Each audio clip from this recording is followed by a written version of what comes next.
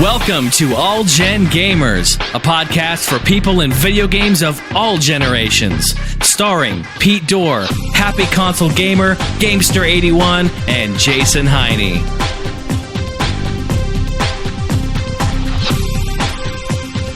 Hey guys, my name is John, also known as Gamester81, and this is episode 39 of All Gen Gamers. I am joined by Jason Heine, the EMU review. What's up, Jason? What up, dudes? We got Pete Game Room's Door. Pete, what's up, buddy? What's going on, guys? Johnny Millennium, also known as the Happy Console Gamer. Johnny, what's going down, buddy? Hey, what's going down, Gamester81? So we are joined by Steve Benway. And in case you guys don't know, Steve Benway has a YouTube channel, is also known Steve Benway. And he is all about retro computers and games. So, Steve, it is a pleasure to have you on today's episode. How are you doing, Steve? Hi, John. It's great to be here, and hello to everyone. Absolutely thrilled to be on here. So, Steve, I know you are a trooper. It's like 3 a.m. right now, right? Yes. So thank you for joining us. I know we've been talking about having you on for a while. Actually, it was through Steve that Jason and I actually met. This is true. Very true story. Oh, really? Yeah. Yeah. So I've been a subscriber of Steve's channel for a long time. Steve and I go way back on YouTube. And I think Steve did a shout out on Jason maybe like a year and a half ago or something. I forgot how long ago. It was about a year ago. And I checked out Jason's channel and I found out he was from Phoenix. And we talked on Skype and he actually lives like a block from me, or, it's right down the street. So the rest is, happily ever after. But Steve, let's talk about your channel real quick. If you want to plug it real quick, kind of tell us what you review and all that good stuff. My channel is Steve Benway. It's very imaginatively named. What can I tell you about it? Most of the time, I do I don't know if you call them gameplay videos. Some people call them reviews, but they're really not, because I just play the game often for the very first time on various different systems and play it invariably very badly and talk an awful lot of rubbish while I'm playing it. And then I'll do system reviews, various different systems. I'm trying to work my way through every system in my collection, but it's about 90 different machines, so that's taking a while. And every Friday I do what I call a Friday talkie, where I just sit and talk about whatever's on my mind at the time, which is always fun for me. I don't know about the viewers. Yeah, what's nice, I just want to chime in here. What I love about Steve's videos is that, you can go multiple places and get like reviews and playthroughs and stuff like that. What's unique about Steve's videos and what I fell in love with, and Steve, you've been on YouTube since, 2006, I think, right? 2007. Early 2007? Yeah. Is that, and you have over 800 videos, by the way, like 830 some odd videos. So yeah, it's incredible. There's a lot to check out. I've spent many nights just watching videos over and over in your playlist. But what I love about him is this: you just will put a game in that you either like have never played or haven't played in like 20 years, and you're like, let's just see what this is about. It's so awesome that you just play it, and I love it because usually you're pretty bad at it. And you just have a really good time with it, and it's really enjoyable. So thank you for your 800 plus and many more videos of that. And I'm so happy that you did Virtua Racing on like every console you own, because you may know Virtua Racing is like my favorite racing game. I have an arcade cab of it and all that, and I loved it. You did the PlayStation 2, you did the Mega Drive, you did the 32X. You did all of them, and it's a pleasure to watch all that as being a fan. So anyway, just a little bit about that. So thanks. Yes, it was my pleasure. And some of them actually, it looks like I really don't know what I'm doing on some of them, and it really is because I absolutely don't know what I'm doing on them.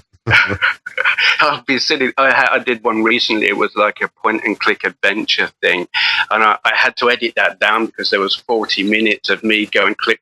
What the hell's going on? I can't make it do anything. It's fun. It's great, and the people who watch, most of them, they know what to expect. And every once in a while, you'll get someone come along and say, "You don't know what you're doing," and I'm like, "No, you're right. I haven't got a clue, but it's fun."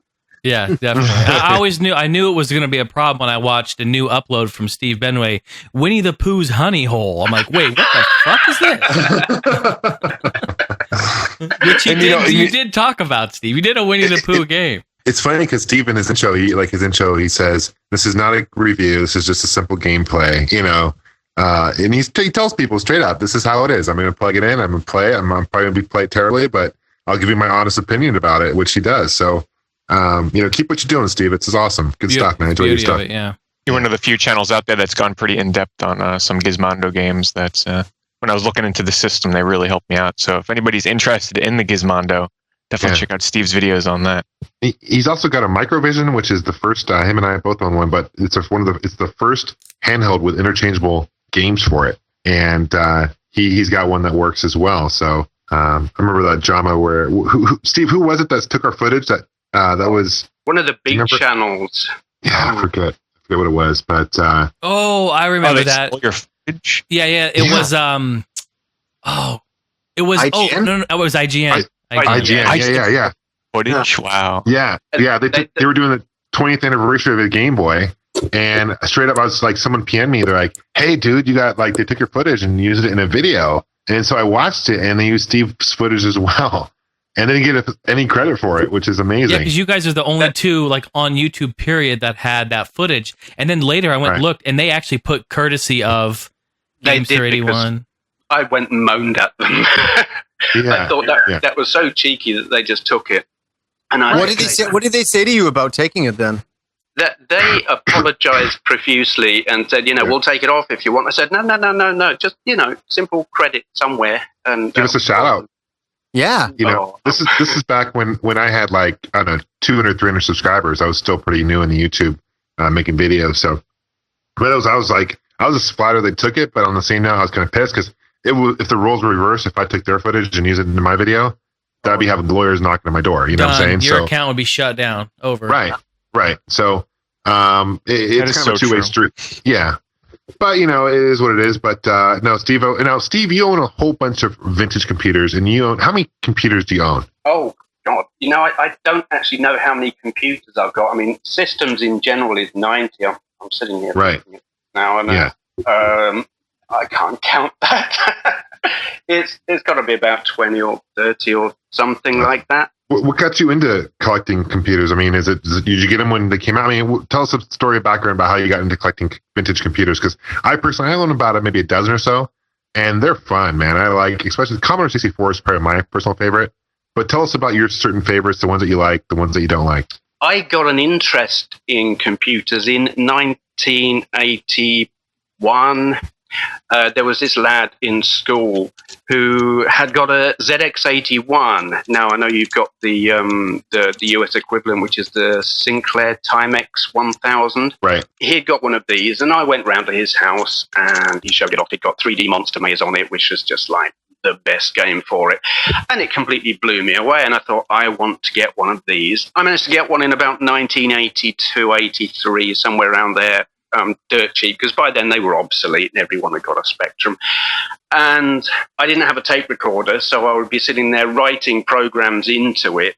And they had this memory wobble thing where if you jog them, the RAM pack that you stick in the back would short or the connection would loosen or whatever, and the whole thing would just crash. So that was a nightmare. And that was the only computer I had until 1985 when I got an Atari 600 XL, which I couldn't use, again, because I couldn't get a tape deck for it.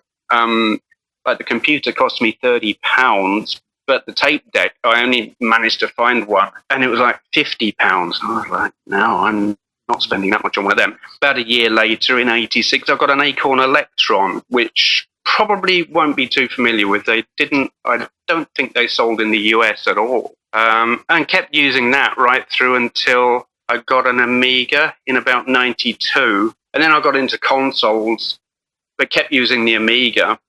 But I didn't start collecting until about 97, I think. I started seeing all the 8-bit systems and whatever coming up in car boot sales, which are like yard sales, I guess. They're generally in a car park or a field or something. Yeah, they'd start popping up. And I would just remember all these old systems that the lad in school had been talking about. It'd bring in all these computer magazines and talk about them. And I was so fascinated. I just remembered all this stuff. My Commodore PET, I got the 8032. I got that for £10 in a car boot sale, and that's silly money now. And that's how I got a lot of them. Yeah, and that was where it started. In about 97, I just realized, hey, this stuff is coming up all over the place. It's really interesting. It's really cheap. I'm going to buy some. And I kind of haven't stopped. Cool, Steve. So what is your favorite? What is your favorite computer? Oh, easy. Can I take a guess? Because I think I know. Go on. The Amiga. Yes. But which one? The one you have the most games for. It is so specific because it's my one, and you can't just go out and buy it. It's the 1200. How popular was the 1200 in North America? I know the 500 was successful, but I don't know about the 1200. Yeah, I don't recall. When did the 1200 come out, Steve? I don't know. 90. If I say a date, I'm going to be wrong, but I'm thinking 92, or was it early 90s? Yeah. I don't think it was as popular here because we were getting Super Nintendo at that time. Yeah, I think the market really focused on more video game consoles rather than computer gaming. But explain to us, Steve, why do you like the Amiga so much? I mean, for those listeners who aren't necessarily into vintage computers, what would motivate them to want to come and check out a vintage computer for retro gaming? Oh, good question. I mean, the thing that did it for me was you can play games on it, and the games were as good as, more or less, what you could get on the Mega Drive and the SNES. I'm sure there are Mega Drive and SNES owners now going to be jumping up and down screaming at me, but there was some really good stuff on it. But you weren't restricted. The graphics packages, music was a very big part of it. I've been making music. I haven't done any in a little while, but I've been making music for a while with guitars and keyboards and stuff. And then I saw what you could do with the Amiga using tracker software like Optimed. I've got a friend who'd got one. He showed me, and I was like, I really want some of that. All the programming and word process, all the things you can do with a computer. And here it was in something reasonably cheap, way cheaper than a PC at that time or an Apple Mac. And visually, it's better than those as well. So, yeah, it was a complete no-brainer. What also was another popular computer that was released in the UK? Didn't make it to North America. Was the Spectrum computers? Yeah, the Spectrum's very, very, very popular over here. Way back in the 80s, in the 8-bit era, there would be, I wouldn't say fights, but big arguments. Commodore 64 versus Spectrum, and the argument goes on to this day, which is better. Hugely popular. Speaking of Commodore 64, did you hear about the new one coming out? The re-release? Yes, I've done a video about that. This is cool, guys. It's www.commodoreusa.net. Okay. Commodore is back, and they're bringing back the retro Commodore computers. They have ones for the VIC-20. They have Commodore 64, and it's modern day meets retro. So it's in the case of a retro, like it looks like a Commodore 64, but there's a Blu-ray player, there's DVD drive, there's all the USB ports. So it's a modern day computer, and it hooks up to your HD 1080p. It hooks up to your TV or a monitor. How cool is that, though, right? Pretty awesome. Let's see how much they cost. Hold on. Yeah. Look at the small print at the bottom of the page as well, where it tells you that the emulation software doesn't come with it yet because it's not ready. Uh-oh. Yeah. Wah, wah, wah. Well, it's supposed to technically... Okay, here's the deal. Commodore 64 one is supposed to be ready to ship between May and June. It's retailing for $595 US. Commodore VIC Pro is available now. It takes about 3 weeks to deliver, and it's about $895. And they have a Commodore VIC Slim, and you can buy that now for $395 US. So, is that good value for money? I don't know what computers cost in the US and Canada. Given that Windows isn't installed on those. Yeah, it's got the old school Commodore basic. Yeah, I was going to ask, system. What's the operating system on it? Is it its own? Ubuntu. They give you a Ubuntu disk. It's not installed with anything. When they send it to you, you're getting a PC with nothing on it. The Commodore operating system isn't on there yet because that's not ready. The Windows doesn't come pre-installed. They give you a Ubuntu disk that you can install yourself. At the price they're selling, I don't know if that's good value over there. I don't know I don't know that they're selling them over here. It seems kind of bare to me, to be honest with you, at that price. Yeah. I'm going to read about it real quick. It says it includes a DVD slot, Blu-ray optional. It's got the base Commodore 64 comes with 2 gigs or DDR3 memory and is expandable to 4 gigs. Multi-format card reader, writer, and a USB slot are provided on the right side of the unit. There's also can be connected to the latest televisions and monitors, can deliver 1080p HD quality video playback and 6-channel high definition audio for an excellent home theater experience.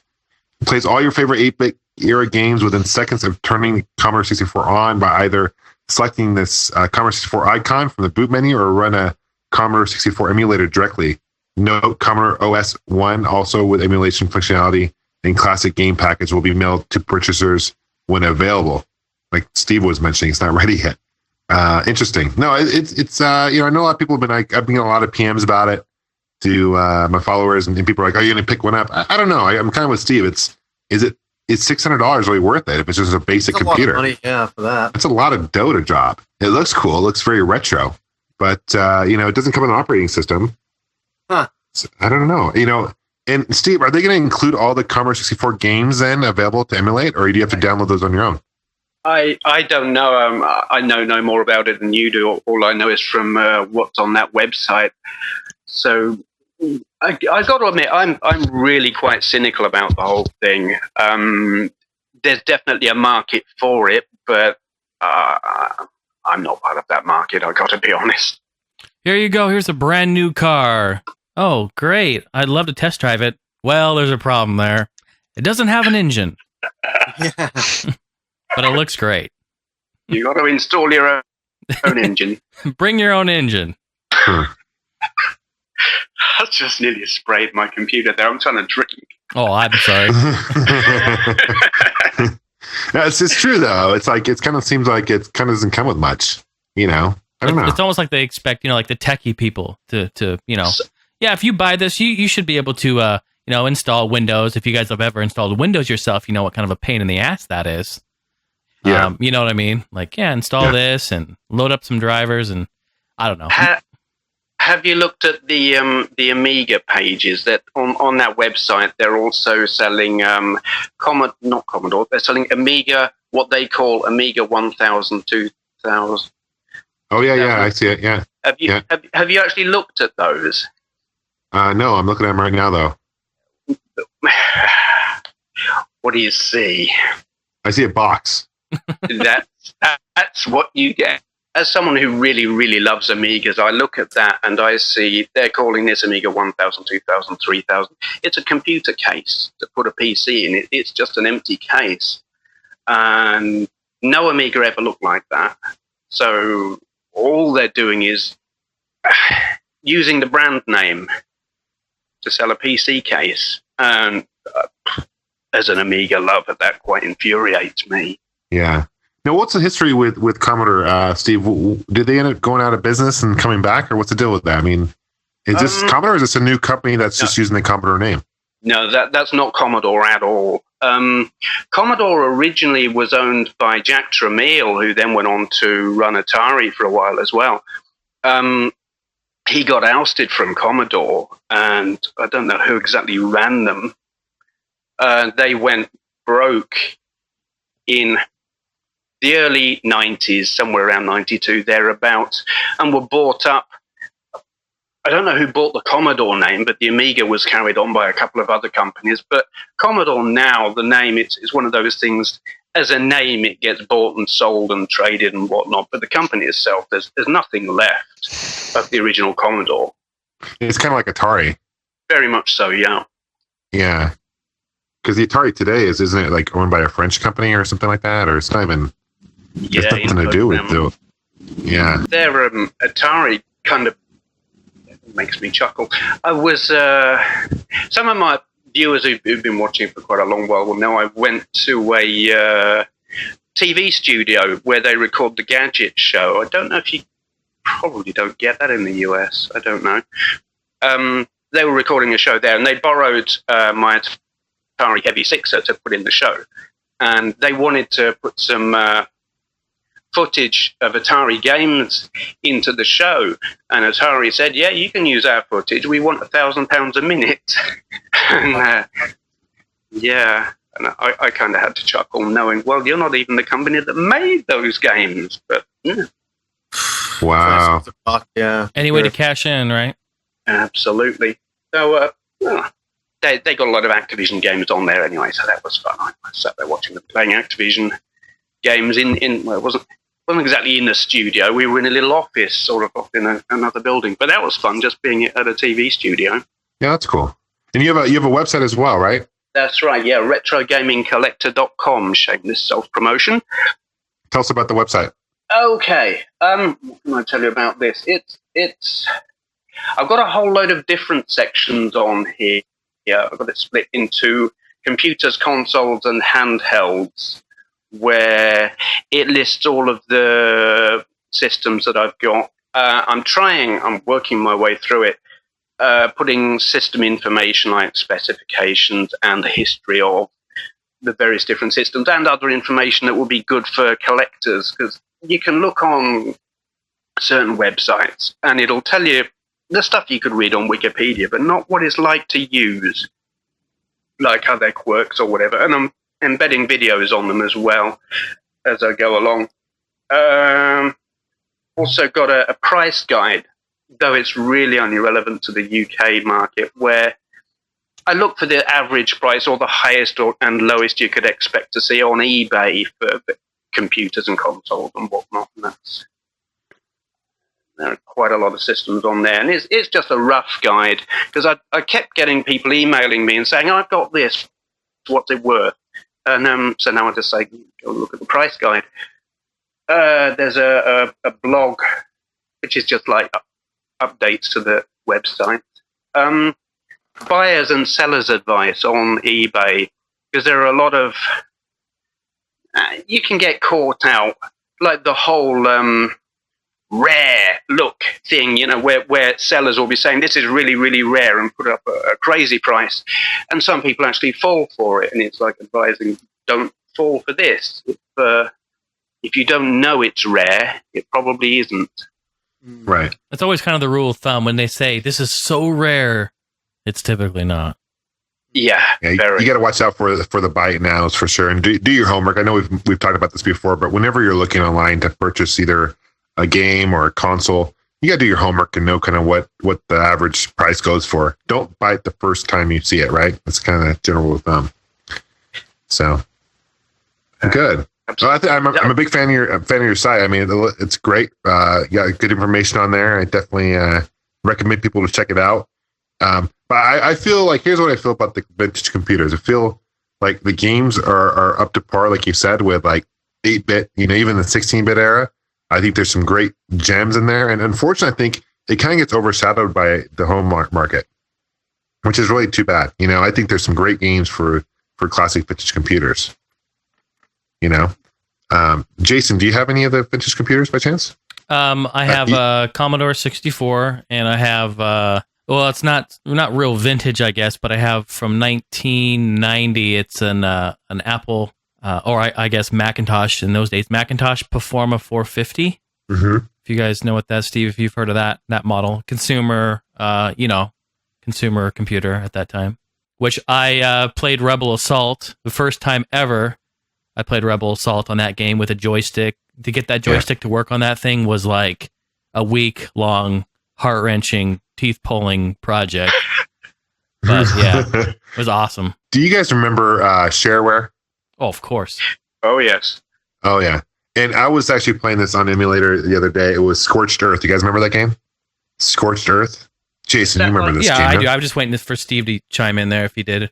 Is that like Scorched Tanks, where you got like an artillery type game? Yeah, your tanks, and you have these weapons that you release, and you're supposed to aim at your enemies and destroy the hills and bunkers and stuff like that. But it's really cheesy graphics, but such a fun and addicting game.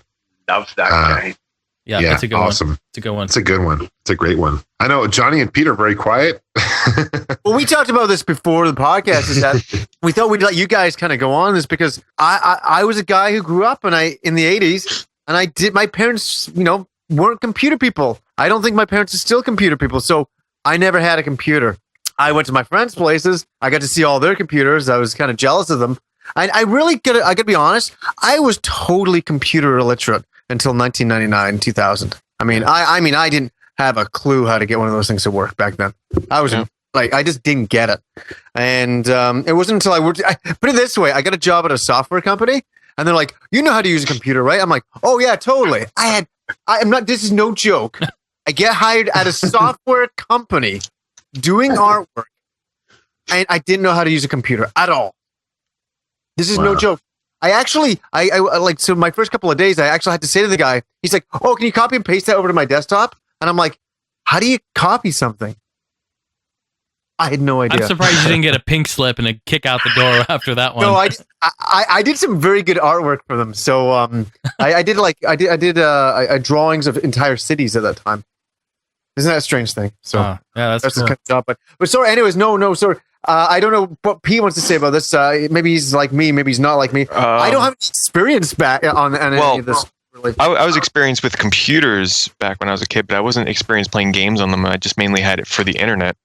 When it came to playing games, even now, you guys, anybody that watches my channel, you'll just know that I recently got a computer just for gaming. So I've never really been in the PC gaming much at all, vintage or even current. So kind of not my zone. But like we were saying, when me and Johnny talk about RPGs, poor John and Jason, they're kind of just sitting in the background, and this isn't boring to us. We find it highly interesting, but this is definitely more of your guys' zone. So feel free to. We're kind of learning something, right? We're sitting here actually learning something. So it's really good in that regard. Yeah, and it's great because I'm starting to learn what Final Fantasy XVVIII stands for. Too good, way too good. But yeah, I used to be jealous going over to my friend's place. And I think it was when I first moved to Vancouver, I met one of my friends down the road, and he was playing like Ultima on there. He was playing the Police Quest games. I mean, the super classics. I know they're classics, and I just go over there, Leisure Suit Larry, and I just sit there and watch him play these games. And to be honest with you, I think that's actually what created my love for games. Because I was looking at these highly advanced games at the time, right? And then years later, the only thing that would come close for me would be a regular NES or a Sega Master System. So they still were not as good as those computer games at the time, like Police Quest and all that. I was so jealous he was playing that stuff. I was so pissed off. All summer, I'd be over at his place, over his shoulder. I'd grab a chair and I'd just watch him play Ultima. How fun would that be? It was damn fun, though. I loved it. that was my experience with PC gaming. I love the old Sierra games, those point and click ones, King's Quest, Police Quest, Leisure Suit Larry. Yeah. Those are just fantastic games. Space Quest. I mean, I just really enjoyed those. Super hard. I mean, especially the old King's Quest games. I mean, you type in like open door, and you can never get the right command. You type in the right command. Crazy. Yeah. Yeah. Super hard. I got King's Quest on like. What is it? I still have it. It's a box set. It's on like 12 floppies. You know what I mean? Like, it's crazy. Yeah. Sorry. Yeah, text adventures are fantastic. I mean, before you even got the graphics, and like with the whole open door and feed meat to dogs and things. Absolutely. Right. I mean, they go way back. They're so much fun. Oh, absolutely. I grew up, my first computer as a family computer we had was the Apple IIc. We had the old dot matrix printer, and I remember playing those games that you just mentioned. And then, obviously in school, I learned typing on the Apple IIe computer and playing Oregon's Trail. I don't know if Oregon Trail was huge in the UK. Probably not. Never. No, I don't know that one at all. I haven't heard of that. Oh, yeah. One. Well, yeah, I mean, it wouldn't make sense that it would be over there. It's a really fun. I know a lot of the people, North American guys listen to this podcast. They probably know Oregon's Trail. I know, Jason, you play Oregon Trail, I'm sure. Pete, maybe? Of course, back in school. Yeah. I've definitely heard of it too up here. Yeah. I'd always die of like malaria or something. You'd always get some disease or something like that, or I don't know, die of gonorrhea. I don't know what you get back then, but I was gonna say gonorrhea, but no, but you always catch something, or you name your family, and you have like you and your wife and 3 kids. You can be a banker, or you pretty much go from Kansas City to Oregon on this adventure. I always got like robbed by Indians or something. It was crazy, but Rufus died of gonorrhea received from the ox. Susie's got the hep. Watch out. No, but it was just really fun memories playing the Apple. And then I think our second computer after that, we got the we got a Macintosh. What was one of the first Macs, the black and white monitor ones? You know what I'm talking about? The small screen ones. Steve, were the Macs big up over there? Yeah, the one I'm familiar with is the Mac SE. There's the Mac Classic as well, which look similar. Yeah. I see. Yeah, first one with an operating system, I think, right? And really fit the standards for what you see in operating systems today. Honestly, just it was obviously looking back on it, it's pretty dated, being black and white and pretty pixelated, but it was a really high tech machine back in the day. Were Macs pretty big over in the UK, Steve, or? Not as a home computer. I mean, you can find them. They were largely used in publishing. I mean, there was a massive, great big hoo-ha in the 80s where there was a big strike. Printers who, your old typesetters and everything were big disputes and everything because they were bringing Apple Mac in and putting them all out of work. But as a home system, popular but not massive. Yeah. I didn't get one until 10 years ago or something, and picked that up about £10 on a jumble sale thing. Oh wow, but, good deal. Yeah, the SE, you got the SE computer for £10. That's right. Yeah, wow, they're cheap. It cost me more to get a mouse for it. I think I spent £30 to get a mouse. Huh. I find it hard. I have one as well. It's hard to find games for it, programs for it today. Like the hard disk drives, it's hard to find those games still around. I've only got one game for my Mac, and that I was sent that, and that's Star Wars arcade game, which right on. Yeah, right on. That's cool. So Steve, I have a question for you. Or actually, I have a couple questions for you. Sure. The first question is, I know you obviously have a lot of vintage computers, and you have a lot of games, of course, for those computers. Have you ever heard of a game called Jump Raven? No, don't know that one. It's a game I had a long time ago, and I played it on my Mac, and I can't find it anywhere, and I don't know where it went to. I just figured I'd ask. Okay, never mind on that one then. Sorry. That's all right. Line and sinker. Yeah, for exactly. those listeners out there, maybe they might know. They should send you a PM or something. If you guys have ever heard of the game Jump Raven, it was like, I believe from what I remember, and I was a young boy at the time, but it was like a point and click, futuristic like car, not racing, but like adventure game. Like you would drive around in your car to different like areas. You were in a city, like the car would hover and float around. It was crazy. Obviously, it made an impression on me, but yeah, nuts. Was that the game released by Cyberflix in 1994? Oh, I don't know. I don't know the developer. Nah, I'm just on the Wikipedia page. I just wanted to be funny. Is it? Well, yeah, any information would be great. I was just gonna pretend I was some know-it-all to do with Jump Raven. Like, yeah, I got a couple copies laying around here collecting dust. When you're using your hovercraft, you mean? A fancy hovercraft? I'm just kind of trying to read this here. And then, of course, being involved with vintage computers in the 80s, and then, of course, you were getting into them in the 90s, right, Steve? You had them and collected them through that time as well? Yeah. That's about when I started collecting with the intention of collecting rather than just accumulating them as I bought new ones.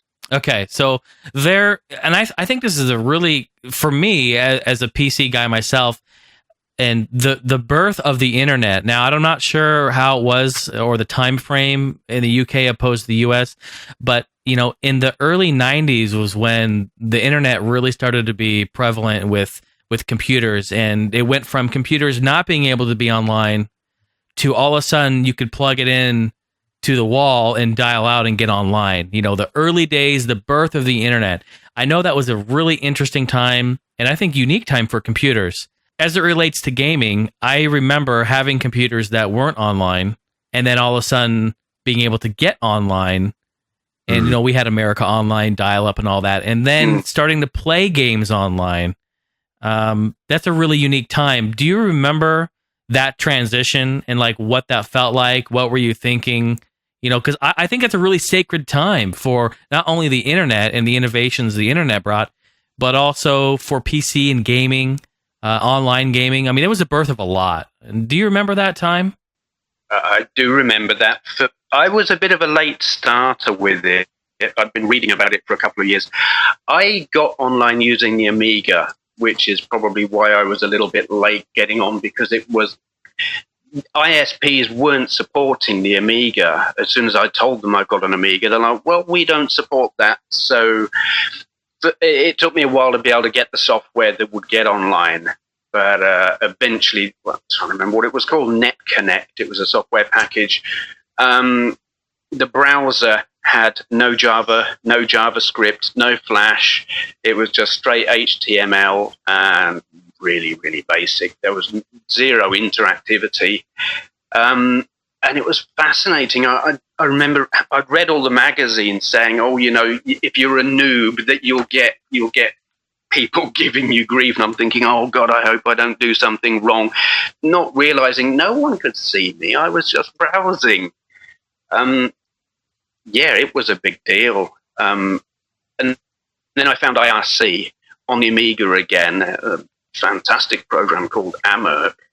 And I had no idea what it was, because the internet software on the Amiga is just like a little row of buttons that didn't say what they were. And I didn't know what they were. So I was sitting there clicking them. And then things popping up, and I was pressing buttons just to see what it all did. And all of a sudden, there were these people talking on my computer. And I was like, who the hell are you? Oh, here comes the infamous chat room. Yeah. Boy, was that an interesting time, I'm telling you.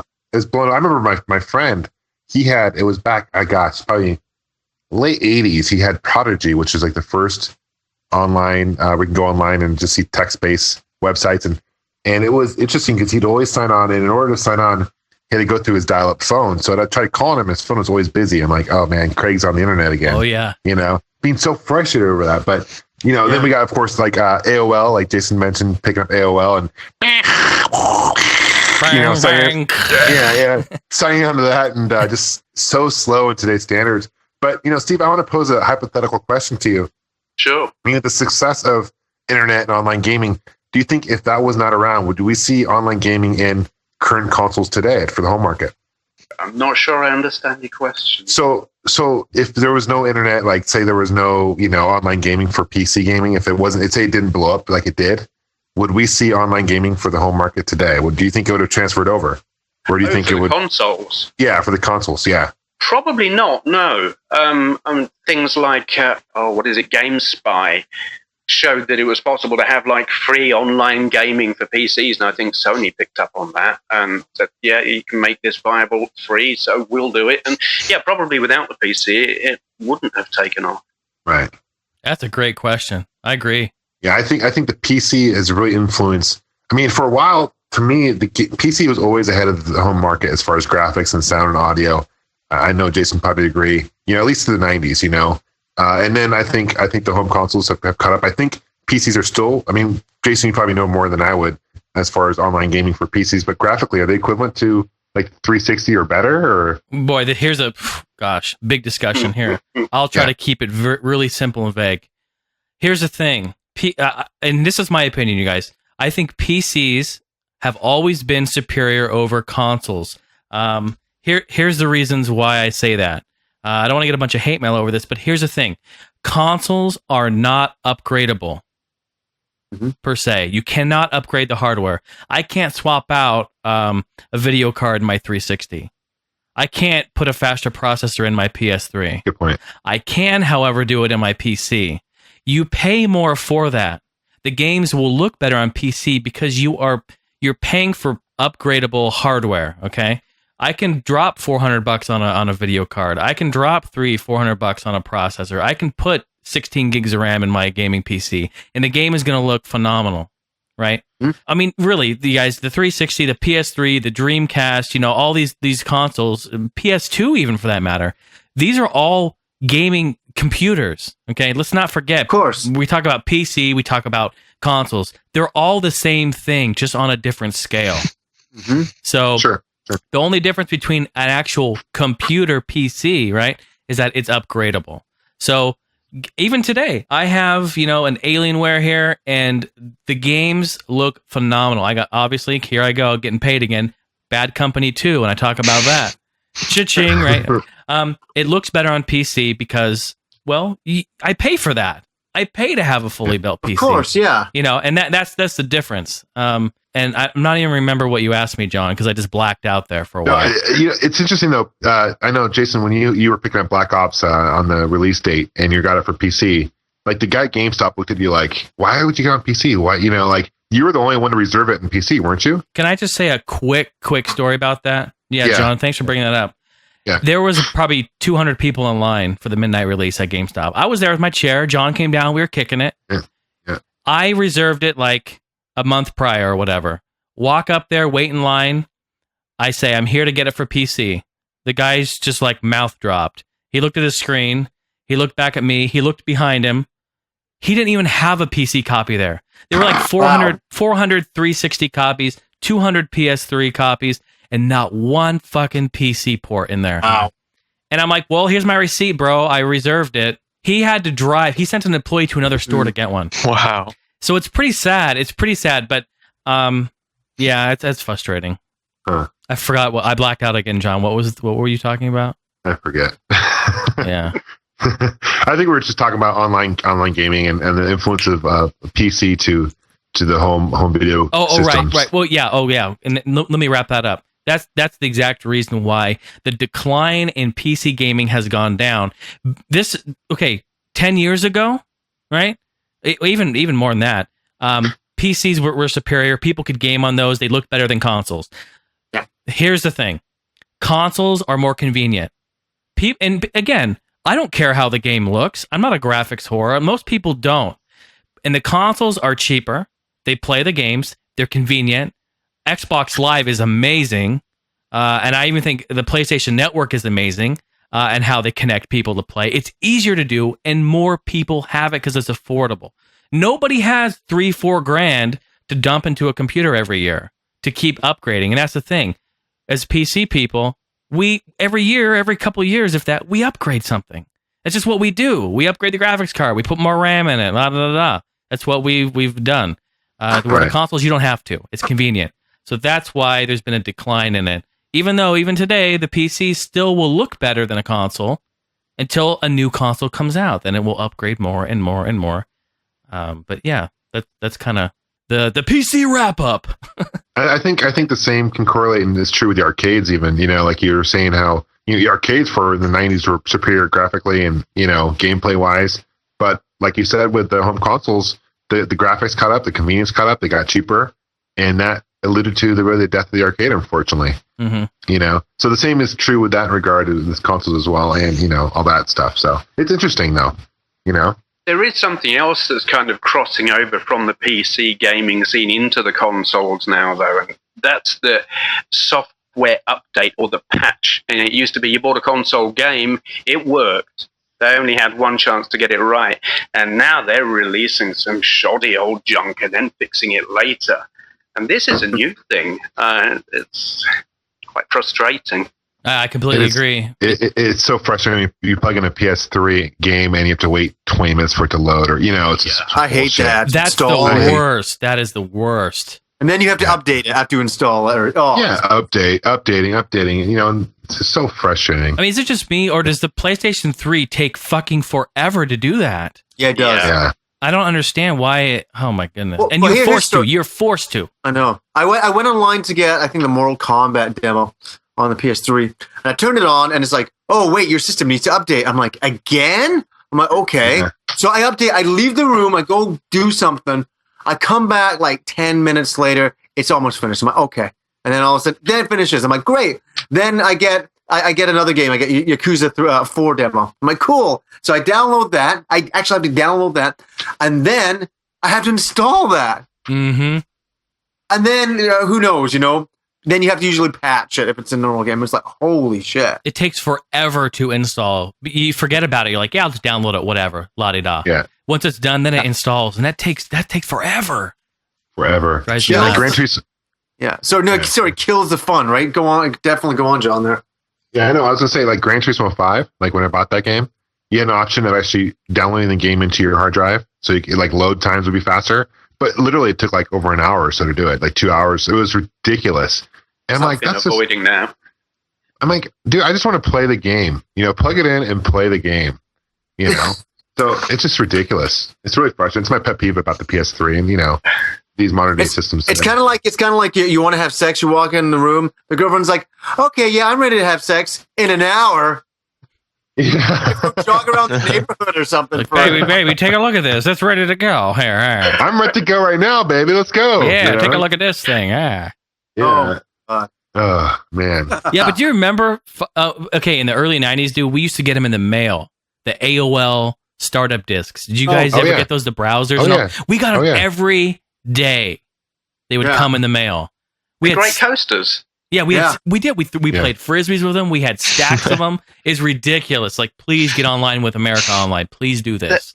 There was someone who decorated their bathroom with them and used them as tiles, which I thought was a really cool thing. That's funny. They wasted a lot of money doing that. And remember, optical, the compact discs back then was a relatively new technology. Being released in the late '80s and being consumer in the consumer market in the early '90s. Boy, I'm sure they were way expensive to produce back then. What was the deal with America Online? Because I lived in Canada, and we still actually. So I knew all about that. Were they just trying to get everybody to subscribe to their internet service? Was that basically it? Absolutely. I can only speak on where I'm from. I was from Oregon, of course, and I'm not sure if it was different between ISPs or whatnot. But yeah, we would get them in the mail, right? And they're like install discs, and they would load on their software there to enable you to connect. It was a subscription-based service, monthly fee, and you would be able to then dial out and get online. And when you'd have the America Online home screen, welcome, you've got mail, all that jargon, right? Yeah. You'd have chat rooms, you'd have all kinds of fun chat rooms. I remember the chat rooms, yeah. Yeah, I mean, what the hell else are you going to do? That's all we did. What are you going to do? I mean, yeah, maybe we'd get on there, trade pick for a pick or whatever, every once in a while. Yeah, exactly. But other than that, you just get on the chat rooms and listen to all this bullshit because it was a new thing. Yeah. It was a brand new technology. Dialing Jason, out. Don't lie, man. You're looking at the porn sites. Come on. Let me tell you a little something. Let me tell you a little something. I'm going to be straight up honest. I would trade porn pics all day long on there.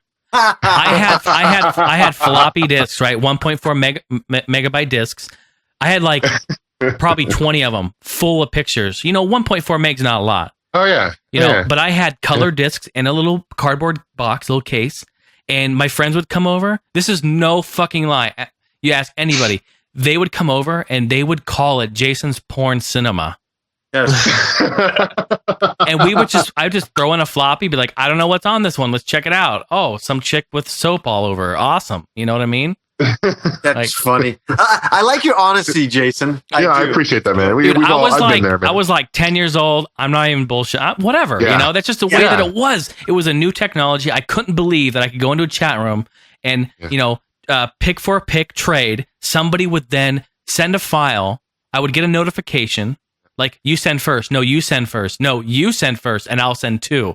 Okay, good. Oh, my God. It was crazy. The first porn I actually ever saw was at Boy Scouts, and it was a kid who had printed off. What's that? No. It was a picture. It was the first porn pic I saw was at Boy Scouts, and it was a camp over, and this guy had printed off pictures from the internet. Yeah. In color, and it was all like, it was really shitty quality. I remember that. But I was like blown away. I'm like, whoa, And then kind of what Jason was talking to, I mean, everyone got into that shit, 9, 10 years old, So, Jason, I appreciate your honesty for sure. A lot of us can relate to that. Yeah, I think so. Yeah. I'll tell you, I'll give you a story then. I remember when I was in grade 7, there was like all the guys in the grade 7 class or whatever, each one of us had a porn magazine that who knows where we got it from. Maybe we got it from a neighbor's stack of porn movies, porn magazines or whatever. And because it was very hard to get that stuff when you're a kid, right? It's very impossible, actually. We didn't have Google, you know what I mean? But so funny. So what we all decided to do, we all had like a group meeting about this. Like it was a serious meeting of the minds. You know, it's like Lord of the Rings where we're talking about what we're going to do. And we decided to trade porn magazines with each other. So what we did was we wrapped each of the porn magazines in a different cover. So like maybe one kid put it into a Star Wars magazine cover. Another kid put it into, I don't know, like a Fangoria cover, like a old horror magazine. I put mine in a Sesame Street cover.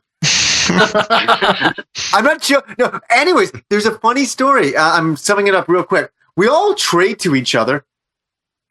And one of the kids gets busted. You know, his parents come in and go, "You disgusting child looking at pictures of naked women." You know, like, you know what I mean? And so they called the school. Oh, geez. And we all got busted, and we all got brought into a room with our two teachers, which were two women. How embarrassing is that?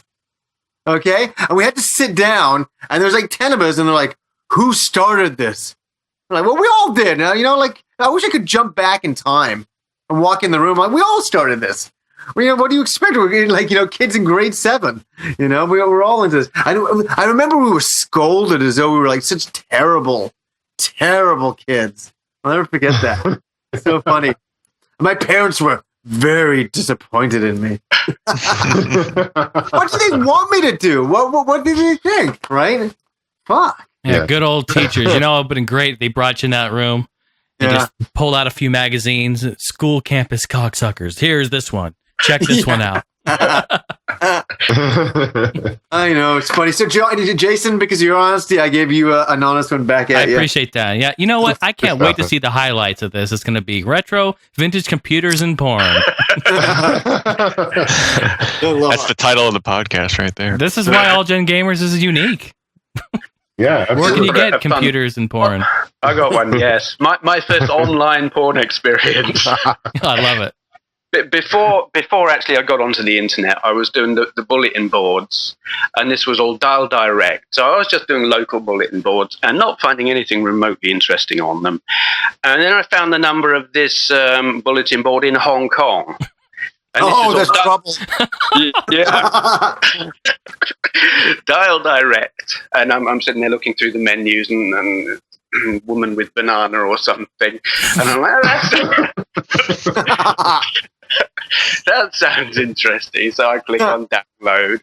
And 20 minutes later, and this is dialing direct from the UK to Hong Kong. Yeah. And it finally arrives, and it's corrupted. I've got about 2/3 of a picture. And then I got the bill at the end of the month, and yeah. Oh, man. How much was the bill at the end of the month? It was into the hundreds. Oh, yeah. Oh, my gosh. You think about it, too. That is a ton of money for that time. Yeah. An awful lot of magazines.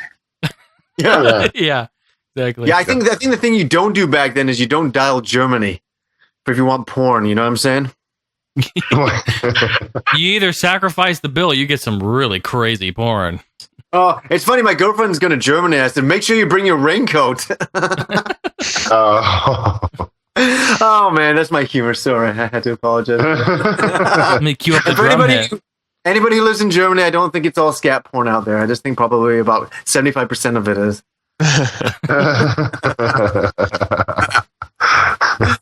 It's funny. Good stuff, man. How do we get back on track here? I don't know if it's possible. Steve, back to all seriousness. All seriousness. Steve, do you own a Fairchild F or Channel F? Fairchild Channel F. Do you own one? I do. Yeah, I've got the Mark II, and they rebranded it over here as a Grandstand something or other. But yeah, it's Grandstand. Yeah. Were you aware that yesterday, Jerry Lawson, who is the founder who developed and created the Channel F, passed away at the age of 71? And he's actually they call him kind of the creator of the cartridge. He was the first one to kind of invent the interchangeable cartridges and systems. So that's interesting, right? Kind of, you know. It is, and that is a loss to gaming. Anyone who's interested in gaming history, yeah, that is a loss. I didn't know that. I hadn't heard the news, but yeah, there's this constant ongoing argument about whether the Magnavox is the first cartridge-based thing, but because it doesn't have ROM chips on those or anything, and the Fairchild Channel F is generally regarded as the first cartridge-based machine, and it's a lovely machine as well. Just because those controllers are so funky. I love the cartridges. They look like kind of like I don't know, like 8-tracks. I don't know. They look really cool looking, very retro, like 70s. You know, I love it. That was a deliberate design choice. They made the thing look like an 8-track so that people, because it was such a new technology, they wanted people to feel familiar with it. Yeah. And, you know, I know the Studio 2 came out around the same time, the RCA Studio 2, and that was interchangeable carts too, but I think that came out a little bit after the Fairchild, right? Didn't it? The Channel F? We didn't get those here. I know nothing about it. It looks like a Pong. It's got interchangeable carts, but it's pretty cheesy. You know, they changed one or two things, you know, but I think the Channel F is probably fair. It's safe to say that's one of the first systems with interchangeable cartridges. But yeah, Jerry Lawson died yesterday, passed away, unfortunately. So a big loss to the gaming, you know, history there. So, but unfortunately, it didn't really go very noticed until recently. That I think he went into like he was some kind of Hall of Fame or something recently. But up until then, no one really knew who he was, really, unfortunately. So, interesting. So, we're going from porn to death here. What else can we talk about? Jeez. Back to porn again, then. Let me tell you about the floppies, guys. At least porn. Talking about porn is a little uplifting, and don't take the pun. Oh, geez, look at this guy! Look at this guy. It's kind of funny though. Like porn really always pushes the mediums, and go figure. We create the internet. It's a great way to globally connect everybody. And what's the first thing they do? They fucking start setting porn all over the planet Earth. That's the first thing we do as apes. I love it. Isn't porn a big part of the success of DVDs or something? No, it was VHS, wasn't it? Yes. It was porn that drove VHS. Totally. Absolutely. And that's what killed Beta, wasn't it? Because all the porn was on the VHS. That's hilarious. Well, I'm in Vegas. I'm in Vegas this week, and you go downtown to the Strip, and they're passing out porn on the Strip. It's pretty wild. Terrible. I know. It's so bad. Hey, out there. It's bad. Yeah, they got those cards. They just like put them in your hands, basically. Oh yeah. I mean, I saw one guy throw it in a stroller. I'm like, are you serious? Oh my god. Seriously? I'm like, really? Wow. Like, bro, I already got a baby here. Yeah, it's kind of weird. Yeah, it'd be funny. You saw that baby going down to.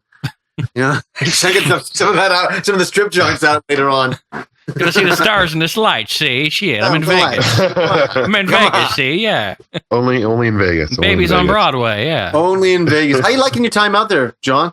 Oh, I'm absolutely loving it. I'm here for work, so I don't have too much time to really party or much fun.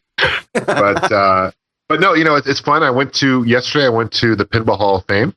Nice. And that is an unbelievable place. Let me tell you, they have over 200 machines. 3/4 of them are pinball machines. The rest are just retro arcades. Yeah. But it is unbelievable. They have one machine that is, it was a prototype by Williams. Came out in 1983. It's called like Circus or something like that. And it's kind of weird. It's hard to explain, but it's a pinball machine that has 3 levels, and it's shaped like a giant arcade. It's vertical. So there's one level and you get to the next level, and there's 3 different levels. Super cool looking machine. Williams, long story short, they spent $1.5 million developing and creating this machine. They came up with 2 working units, and they test marketed in one in Chicago, another one I think in New York or wherever, somewhere else. And they found that it didn't make as much money as the other machines, so they basically scrapped it. Wow. So there's only 2 of them in existence, and one of them is here at the Pinball Hall of Fame. So that was really cool to play that. They had like a dual 2-player pinball. Have you seen that before? Where you have people staying on one end of each other and doing pinball back and forth. Oh, that was awesome. It's a cool. And I know, Johnny, you're talking about coming down here in June. And definitely. We'll definitely have to hit this place up, man. I'm telling you. But one thing that's really frustrating, I'm leaving Thursday, and the Insert Coins arcade opens up Friday. Yeah, that's the one I want to go to. Yeah. I'm missing it by a day. I'm so pissed. It's in Fremont. No way. The opening too, eh? Yeah. That sucks. Can you do? But no, it's a good time. It's a really cool Pinball Hall of Fame. I'm all about pinballs recently. I just love the artwork and just the detail they put into the design. It's really cool. It's good times. They have some cool arcades. You got to pick and choose, but they have some good arcades in the hotels there. Oh, do they? Yeah, they used to. Yeah, I remember they used to. I made the rounds when I was there. It was probably a year ago. All right. I went to the New York. They had a pretty good one up there. It's upstairs. It's an entire level. Wow. Yeah, you should check it out. At least just pass through there. See, I'm not much of a gambler. I'd much rather put my money into machines, like me too, like arcade machines. Like that. At least is a guaranteed. You're getting something in return. Exactly. I have the worst luck playing like blackjack or slots. So I interesting enough, Bally Midway actually left the pinball. Making pinballs in 1999, and all they make now is slot machines. So it's kind of it's unfortunate, but yeah, it's good. It's an interesting city. Yeah, no, isn't there? There's a GameWorks there, isn't there? Mm-hmm. There's a GameWorks on the Strip. Yeah. Remember that? Yeah, isn't that by the MGM? It is a little further down. It's across from. It's right across from New York, I think. Yeah. Yeah. Yeah, with the roller coaster and all that out front. Right. It's right there. Yeah. We'll have to hit that up, man, for sure. Yeah. Yeah, the arcades in Vegas used to be amazing. Because I remember my parents took me down when I was 19, and there was nothing for me to do because I couldn't gamble. I was like, oh, God, what am I going to do here? So I just wandered to the arcades, and back then, it was awesome. That's when Street Fighter was really in its heyday. So I played a lot of Street Fighter in Vegas. And Are there still many arcade games in the arcades, or has most of it gone over to slot machines? A lot of them has been like redemption, where you get tickets and stuff, redemption games, stuff like that. Unfortunately, it's that's how it's turned into. Or a lot of times they'll be either racers or shooters. You don't see many classic, action arcade games, unfortunately. Yeah. So it's a lot like that here. I mean, the place I know that's got the most probably arcades in one area is in Blackpool, and it's really sad. You go into any of those arcades and it's just slot machine, and there'll be like one little corner with arcade games in it. I've been to Blackpool. I remember all that. Yeah. Yeah, I imagine it used to be fantastic for actual arcade games there. There's just nothing left now. Having said that, they have the Replay Retro Gaming Expo there each year. It's just been announced November the 5th and 6th, I think, this year, and that's a really good do. But it's like you go along, you go into the exhibition centre, and there's all this classic stuff. And then go to one of the arcades later on, and it's like, well, it's all just slot machines. Yeah. But it's always a great show.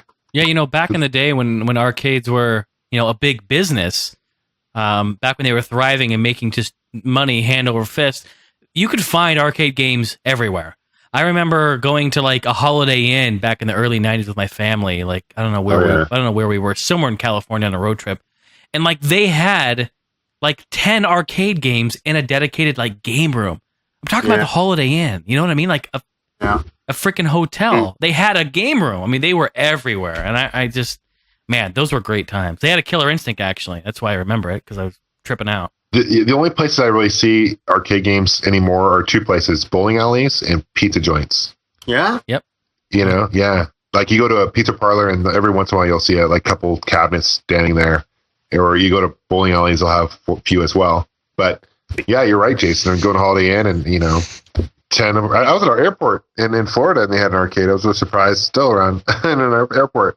Yeah, you don't even really see them in malls anymore, We get them in motorway services, in the service stations, not the actual petrol station, but like the refreshment areas on the motorways. We get them, which is kind of odd. Wow, that is kind of odd. Yeah, that is weird. Yeah, let me just pull over and play some arcades. Oh shit! I think there was a Street Fighter cap at this place. Honey, open the change drawer. Mm-hmm. What? Hey, Steve, I have to ask you, what is your favorite port of Donkey Kong on the arcade or on the computer? What's your favorite computer port? I know you have a few, don't you? Yeah, more than I remember half the time. Probably the NES, just because it's the nearest to being authentic. I like the ColecoVision version. I've got some really, really bad ones, which I find really funny. Like the worst I can say is absolutely Dinky Kong on the Auric, which is a 8-bit computer. Oh, it's appalling. Video on my channel. Yeah, probably the NES. Don't you have a Crazy Kong port too? I do, yes. What system was that on? I don't know. I remember seeing a video. Yeah. Yeah, I played one recently. I got so many I can't remember what it was on. Was that on the Commodore 64? No, it's not Commodore. I don't think. But for those who are listening, don't know what Crazy Kong. It's basically like a ripoff of Donkey Kong. It was released in the arcades, and they just sped it up and they changed. They added some gaps in the, when you're the levels where you're going up the barrel roll level. Basically, they've added like spaces now in between, so you have to jump over the spaces, and they've also changed the color pattern slightly, so sounds slightly off, but it's Donkey Kong essentially. But it's been ported to a couple of home consoles or computers anyway. I think Steve has one. I remember seeing a video of it. It's funny. There is a game called Crazy Kong for the ZX81. I don't know if you've seen the video of that. It's nothing like the arcade game, but it is good. It's got some really weird features. It's like a cross between the first platform level, but you got this elevator thing going up the middle as well, and it's very strange, but very good. But it will leave you absolutely crippled because of the keyboard on the ZX81. You sort of putting your hand into a claw position to press the keys. Great fun. Play that for more than 10 minutes, and that's your lot. Right. Hey, John, that arcade museum there, do they have Ms. Pac-Man in there? They do. Oh. They have Ms. Pac. Yeah. You'd be set. Yeah. I'm not sure if it was a sped up version or not, but they do have. We're going to have to check on that. That's my new calling. That's your new calling. Yeah, we'll have to talk about that a little later on, man, how you kind of fell in love with Ms. Pac-Man. But I'm in love. I guess we can start talking about games we've been playing recently, huh? Sure. Kind of segue into that? Sure. Does that work? So, Jason, why don't you start? We can talk about Ms. Pac-Man. Yeah, let's talk about it. Let's just segue right into it. Let's dive right into it. So, John and I went to Castles and Coasters this last weekend, and he was playing Donkey Kong, and I was watching him, filmed him a little bit, and right next to it is a Pac-Man and Ms. Pac-Man. I thought, oh, what the hell? I haven't played Ms. Pac-Man in probably 10 years. Let me just put a quarter in here and see what's up. I put a quarter in, or I swipe my card, because it's all card-based. And oh my goodness, you guys, I was just kicking ass. I got like on my first life, I got up to like 50,000 some odd points, right? I'm like freaking out. I'm like, no way. I remember playing this, like sucking ass at this game, but now it's really good. And it was the version where Ms. Pac-Man sped up, but the ghosts move at a normal pace or a little bit faster pace, right? And boy, that game Fast is a completely different game than the normal version.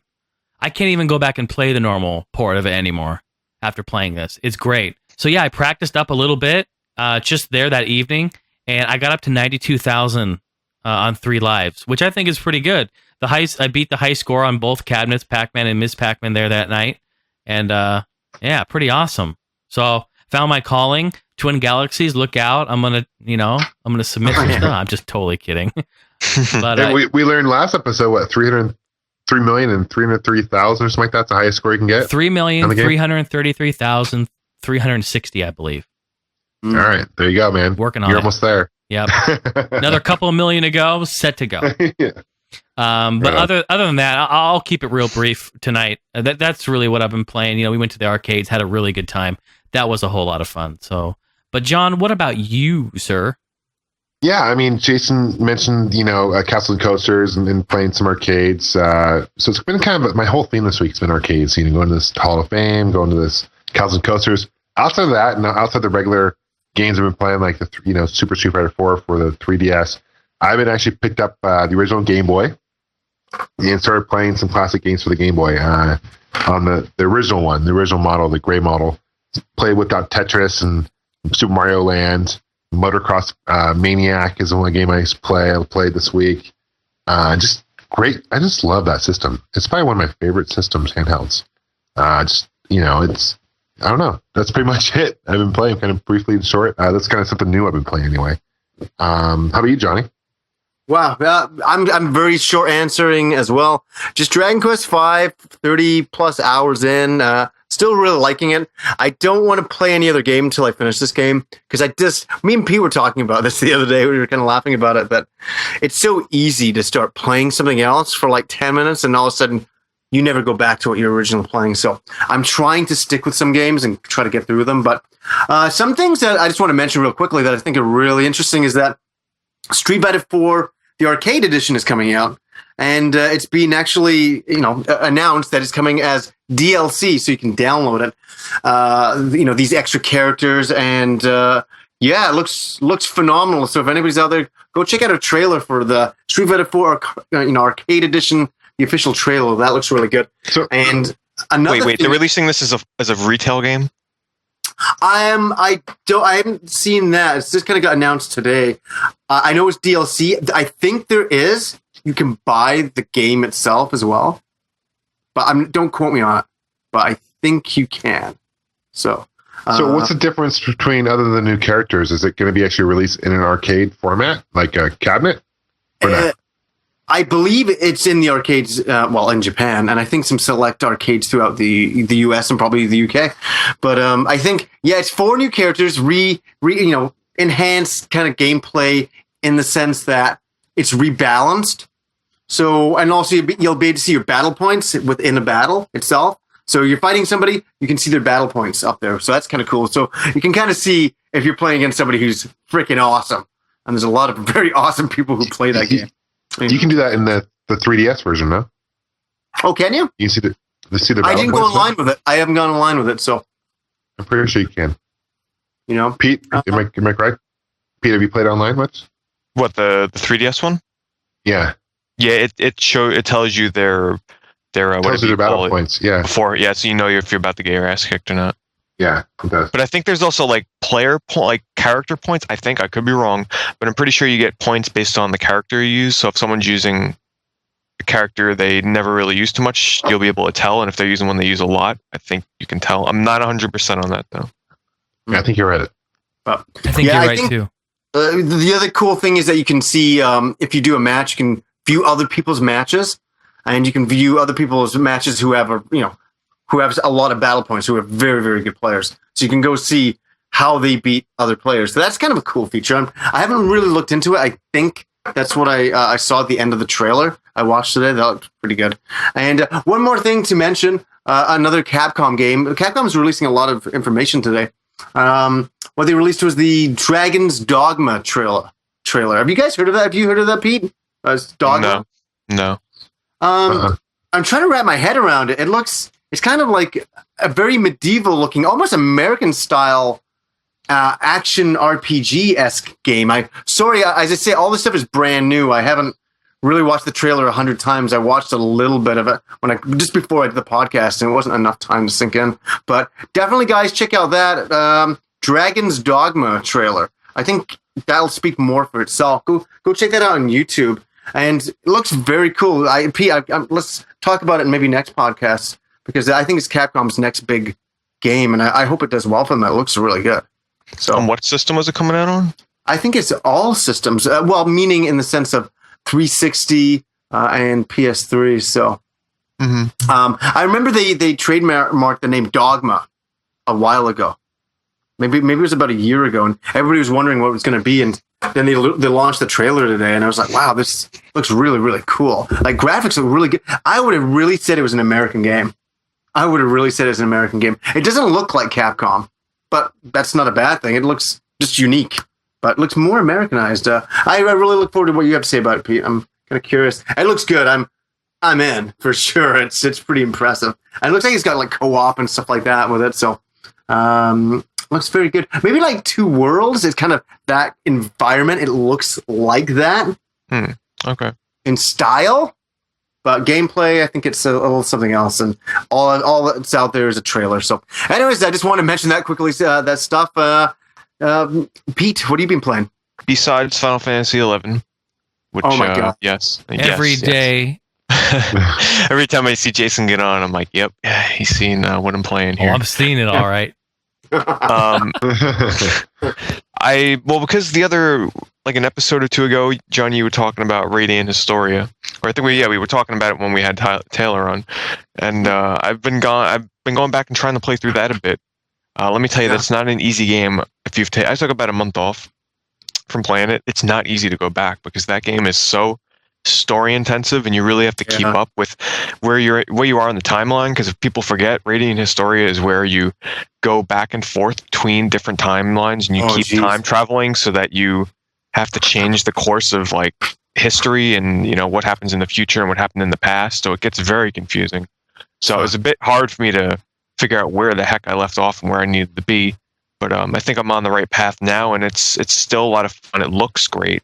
The music is phenomenal, and the battle system is just excellent. I'm starting to get better. It's very fast and awesome. Yeah, I love the fast pace. Yeah, and I love auto battle in there too, which isn't encouraged to be used because you really want to combo your enemies together. But the way it works is instead of when it's your enemy's turn to attack, instead of them most RPGs, it's like, okay, this enemy attacks, and then you wait, and then the next one attacks, and then you wait, and the next one. This one, it's like, if there's 6 enemies that are supposed to attack in a row, they'll all attack at once, which really speeds things up. So I've been having fun with that. But yes, 11 has been taking up a majority of my time. Can I ask, Pete, why have you gone back to 11? Out of curiosity, I want to know. All right, there's 2 main factors. Probably the most contributing factor is when I went back and I was playing Rift. I was just, because I was talking to a couple of people on there that played 11 and whatnot, and I was just constantly reminded of playing Final Fantasy 11 because I was playing an MMO and I'm like, wow, this is nothing like it was in 11 in good and bad ways. And then what really did me over was that damn Final Fantasy Distant Worlds concert. I go to a concert with live music and they were playing nothing but like Final Fantasy 11 and 14 music. And I'm like, oh my God, I can't take this anymore. And I'm like, not even kidding. A day or two later, a friend of mine that I know in real life who used to be a huge FF11 addict, we've gone back a couple of times to play and then we quit and then we go back at the same time. And we were at work and we were like, 11? And I'm like, yeah. And then we just started playing again. And that's basically how it went. It was just so sudden. We were like, I kind of got time, and he kind of had time, and I'm like, oh, okay, let's go back to 11 again because they just released a whole bunch of new content. And, oh God, is there still a lot of people playing it? Oh, a ton of people. There's honestly, I think the failure of 14 has brought more people back to 11 because the original reason why I quit 11 last time was I was playing, and Final Fantasy 14 was like a month or two away, so I'm like, why the hell am I playing this game when everything I'm doing right now is not going to matter because I'm going to be on 14 when that comes out? Oh yeah, like that really happened. So the last time I quit was because I thought I was really going to like 14 and that ended up flopping. So now I'm back on 11. And I just want to say, I've been playing Final Fantasy 11 since the release on the PS2, which happened in 2003, 2004, something like that. That's when I started on it. Now, not constant, okay? I haven't been on it like 24, every day, every week. I take breaks. So my longest break was probably about 9, 10, 11, 12 months, something like that. So it's not like I play constantly, but I do take a break, go back, play for, anywhere between 3 months to like 8 months, and then take another break and then go back. So it's like on and off. How many hours do you have into it? Well, I'm on it right now, so I'll tell you. Hold on. You're playing right now, people. Are you playing it right now, Pete? Time played 194 days, 9 hours, 34 minutes, 59 seconds. This guy's playing the shit right now. Wait a second. Are you playing it while the game right now? I'm idle. I'm sitting in town. He's playing it. He's You've been quiet the whole podcast for a reason, dude. No, I'm not even kidding. I'm sitting idle in town. So, hey, Pete, could I hook my PS2 up again and put my hard drive in it and play Final Fantasy 11 again? You totally could, yeah. Or I could just do the 360 version, couldn't I? I would do the 360 one without a doubt. Oh, yeah. Let me just say something about 11. It's a totally different game. Okay? The days of grinding hours at a time to get to the maximum level are gone. People are, there's a way to get levels where you can go from you can take a job that's level 1 and bring it to the maximum level of 90, assuming that you have all the quests done to do that, in a day, if you really wanted to. Wow. Just the other day, like my character, I came on and I was level 80 and I'm level 90, whereas that probably would have taken me maybe 3 or 4 months normally. I did. Yeah, it took me 3 months to get to 70. It's but here's the great thing about 11 now. It's not about level grinding anymore. That's what it really used to be about, is grinding levels, leveling up your characters. Now it's all about gear. They've made it so that all you do now is just kill bosses constantly, get new gear. That's all you do. And they've alleviated the problem, whereas with 11, sometimes you'd have to wait between 2 hours to up to 24 hours in real life time for a boss to spawn, and then you have like a 2% chance of getting the item that you need. The notorious monsters, right? Yeah. Yes, the notorious monsters. Now, bosses spawn like every 15, 20 minutes. You kill the boss, you get a key item, which is used to spawn another boss, and you just rinse and repeat. So now there's no more waiting around. You just get in a group and go kill your bosses, and it's actually a lot of fun.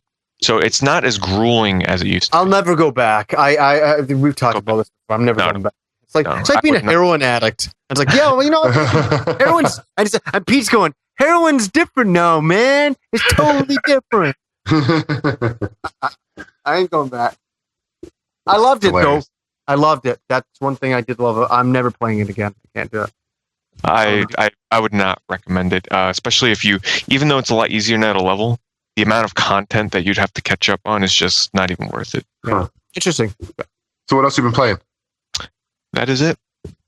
That's it. That's it. Wow. Usually goes on like a 30-minute tyrant about games you've been playing, but not to mention he's playing right now. So I mean, you know. Yeah. Well, sure. I've been playing my 3DS still as well. What games have you played? Are you liking on the 3DS most, Pete? I mean, you kind of talked about it before. Any other opinions on the 3DS from what you see? Really, the games I've here usually when I first got my 3DS, I kind of dipped into all the titles kind of evenly, and then what I'm doing now is I'm concentrating on a few games at a time and really putting time into them because I do want to review them. But right now I'm focusing on Ghost Recon, Rayman, Asphalt, and a little bit of Ridge Racer. I'm really liking Ghost Recon. It's an excellent game. It's actually the second highest. If it really matters to people, but it's the second highest rated and reviewed game on the 3DS besides Street Fighter. And I kind of predicted that before the 3DS came out because I tell it looked great. It's just a really fun turn-based strategy game with a very light kind of level up system where your characters get new abilities and everything, and there's different classes. But I'm really liking that. Rayman 3D is, yes, a port of Rayman 2, which is 12 years old by now. But the 3D in that game is phenomenal. And honestly, I haven't played that game in so long, I can barely remember anything. So it's like a new game to me almost. I've been trying to play through Samurai Warriors 2 as well. And that's, I'm not quite sure on that one. I like the Dynasty Warriors games every once in a while, but this is, it's a bit much having to deal with 4 characters at once in battle. I don't know. I'm still trying to find out what I really think of it. And Asphalt is now getting very repetitive. I actually have like 6 or 7 hours in that game, and I think I'm wearing thin on it now. It's getting to the point where it's very repetitive. The driving missions are just getting to be the same thing over and over. The only difference is that you're slightly getting faster and faster by buying new cars. So I'll probably be doing a review on that soon. It's a shame because it's actually not a bad game. It's just very rushed with bad frame rate and some bad driving and drifting mechanics at times. So that's about it for me. I mean, I've really been tempted to play some Etrian Odyssey 3 because I've been listening to the soundtracks on YouTube lately, Johnny. I got to get the game, I know. If you don't like the Dark Spire, though, you might not like Etrian Odyssey. It's a bit more... No, you know what? Do not start with Etrian Odyssey 1 and 2. Play Etrian Odyssey 3, you have to. Because they are so similar, but 3 has just evolved the series so much that it's absolutely the best game in the series. It's a lot more user friendly in terms of the beginning is not going to kick your ass. Yeah. But they are great games, and I've been really tempted to go back to that because I invested a lot of time into that. And I've really been tempted to go back to Final Fantasy 9 as well. But like you were saying, Johnny, it's like you got to stick with one game, right? You got to stick with them. So I'm trying to concentrate on Radiant Historia, and another game that I'm thinking of getting. I might order tomorrow is I've never mentioned it on the podcast before, but it's Divinity 2, the Dragon Knight Saga, which is actually a remastered version of a game called Divinity 2 Ego Draconis on the Xbox 360, which released and PC. The 360 version released last year, which I absolutely love that game. It's a great open world third-person action RPG, but the biggest complaint I had about it, it's very similar to like Two Worlds and think of like a third-person Oblivion sort of. Yeah, it looks like that Dogma thing I was telling you. Same kind of style, but the biggest problem with it was the frame rate was terrible, very choppy. It kind of detracted from the environments, and there was some balance issues with difficulty. But Atlas has taken the game and they've sort of they're publishing the remastered version, so it's going to have tweaks and an updated graphic engine. So I would even though I haven't played this version of it, I can safely highly recommend Divinity 2. Is there like co-op with that? There's no co-op, no online, but it's a great single player game. I can highly recommend it based on the first version I played. So I plan on buying that and playing through it again, actually, because I enjoyed it so much. But honestly, I've been really trying to hold back. I mean, I have held back on buying the new Dissidia. I've held back on the Third Birthday, Trails in the Sky. The new SOCOM's coming out, which I'll probably pick up. I'm honestly so surprised in myself that I have not downloaded the beta for that yet. Yeah, man, you're like the biggest SOCOM fan. Like, you're the guy who doesn't pick up the phone to answer women's calls and playing SOCOM. Then it looks different, but you know what? I have Final Fantasy 11 to blame for that. You know, and my old SOCOM buddies are sending me messages on 360 telling me to download it. I'm just like, yep, in a boss battle right now. So he's even neglecting those dudes. I know. What's that? Eh? He almost neglected this last episode playing Final Fantasy 11. No, because I didn't even know we were recording. You guys were like, yeah. Right, you were playing so much you didn't even get the PMs. I love you, Pete. I'm just fucking with you. Well, let me just say this. I know this because it happens all the time. All of a sudden, one day, I'll just be sitting there playing 11, and I'll be like, this is a waste of time. What the hell am I doing on this game? And then I'll just quit, and it always happens. So I can assure you, it probably won't be long term. I know. I've done so many times now. I know how it goes. Yeah. Anything else, Pete? No, that's about it. I tried to draw that out as long as I could.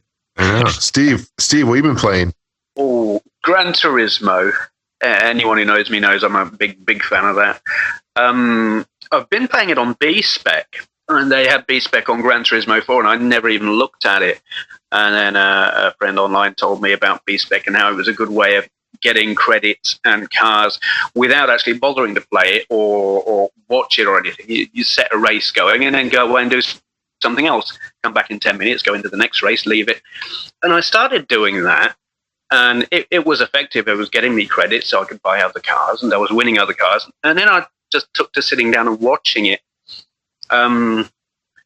It's relaxing. I'll just sit there in an evening, set it running, and watch the race. And it's reached a point now where my B-Spec driver has a higher rating than me and is a better driver than me, which is kind of embarrassing. But it's really good fun to watch. And it really is more watching than playing.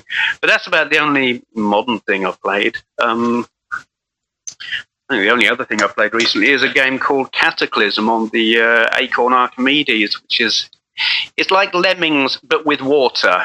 Take away the Lemmings, add water, and you've got to guide the water to a container thing at the bottom. And that was a really interesting game. Video of that up today. But I'd never heard of it until very recently. What's it called? Cataclysm by Fourth Dimension Software, who they're big on the Archimedes, which is one of those odd computers that you probably won't find outside of the UK. But great game. That's about all I've played recently. I play a different game every day, but my wife's on holiday at the moment, so I've not been playing an awful lot of games. Ladies and gentlemen, it is now time for the Wales Quick Draw. Yeah, go for it. Awesome. I love this one. It is by Jake McClenahan, and it is, what is your favorite sports game? I will start first. I will actually say Baseball Stars on the Neo Geo. Gamester 81, what would you say? Favorite sports game? Favorite sports game, I'd have to say NHL 94 for the Genesis. Oh. I think that's the one you can actually make Wayne Gretzky's head bleed. Nice. Yeah. You can make the head bleed on that when you get to fight and stuff. I just love those old school NHL Genesis games. Anyway, Jason, to you. It's probably have to be Mario Tennis for Nintendo 64, followed up very, very closely by Wayne Gretzky's 3D hockey on the same console. Nice. Pete Dorr, what about you?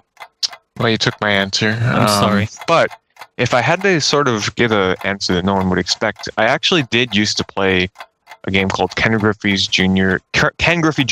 Major League Baseball on the N64 quite a bit back in the day.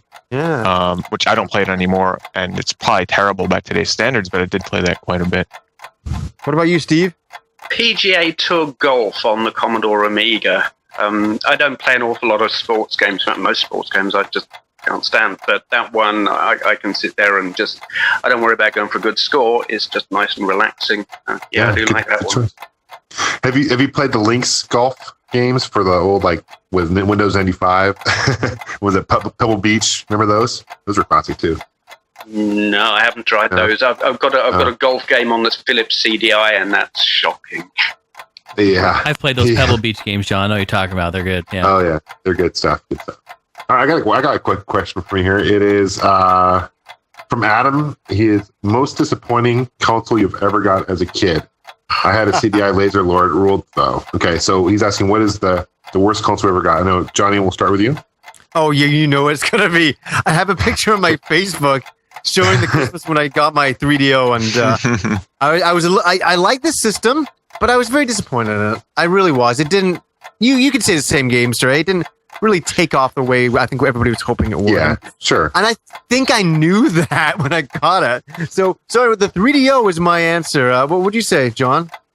I would say, 3DO was bad, definitely. You know, honestly, I'd probably say Virtual Boy when I picked it up. I was just I know Pete is going to kill me for this. Totally blasphemy. But here's the deal. I want to say something. Let me correct myself real quick. I do appreciate the Virtual Boy today, however. But back in the day, they pump it up as like the next virtual reality, you know, and you pick it up, and you know it's. And like the hype, Nintendo hyped it, and then you get it, and it's like it's 3D. It is 3D, but it's red. And you know, I was sick of the Game Boy being black and white, and then you get the red, and it's just like only 14 games, 12 games came for it. It was just, I don't know. Back in the day, I was very disappointed. At the time, it was a very big disappointment. Not today, but back in the time when we lived. Yeah, man. Like few games, it was big letdown. I agree with that. Thank you for clarifying, Jason. Mm-hmm. Speaking of Jason, how about you? What's yours? What's your disappointing console? I think I'm going to go with the Sega CD. I know, and before everyone reaches through their speakers to punch me in the face, let me explain myself. And remember, when the Sega CD came out, we were already upset with Sega and dealing with all of this new hardware coming out not even a year apart, right? The thing is, I had really high expectations for this. And with a price tag of $230 of course, I think a lot of people had high hopes and expectations for a console of that nature. But CD-ROM technology was really new. It actually hadn't even really hit the scene yet. You know, we had discs that we could buy for like audio and this and that, but CD-ROM technology wasn't even prevalent yet. It didn't sell a whole lot of copies. It had a too high of a price tag. And then a year later, they once again came out with another one that worked with the cheaper Genesis 2. You guys remember the remodeled Genesis that sat right next to it, as we all know. But it's still the same price, $229 US. The Genesis 2 was, of course, a little bit cheaper, but it still didn't offset it. They still didn't sell enough copies. And the thing is, you guys remember how slow the PS1 loaded? Well, remember, the PS1 had a 2X CD-ROM drive. Well, the Sega CD had a 1X. So slow as mud. And so that was one of the big things that I found, too, is that the games just took forever to load. And in a world where we were coming off of cartridge-based, where there was no load time, I say this console here, if anyone wants to get into full to FMV games, I think this is the biggest console to have that. That is mine. What about you, Mr. Peter Dorr? And now, I'm going to be honest. Any system I got as a kid, I never found disappointing. You know, I got the 32X as a kid, and I was super excited for that. You know, there was some great games on there. And I got the Jaguar, and I was never really disappointed. I spent a lot of time playing the Jaguar and playing the 32X, playing the handful of games that I had on there. Even though you look back at them now, some of them are kind of just meh kind of games, but I really like them. You had to get your money's worth out of it, though, at the time, right? Like, I played games that was shitty back then. I loved them because that's all I had. So, and it was sort of, I'd be in GameStop, and my dad would be like, it's not like I knew I was going to the store to buy the system either. It would sort of be, I never got the 32X and the Jaguar on day one release, but I got them when they were kind of starting to fade out of the stores when they were a bit cheaper. But it's like I'd go into the stores and be like, oh, you want to get the Jaguar? And I'd be so excited to get it. And then, I'd go back and get some games over time. And man, I can remember the days of seeing a whole aisle of Atari Jaguar games and stuff. That was a sight. I was appreciative of the games I got. Steve? Oh, like Pete, actually.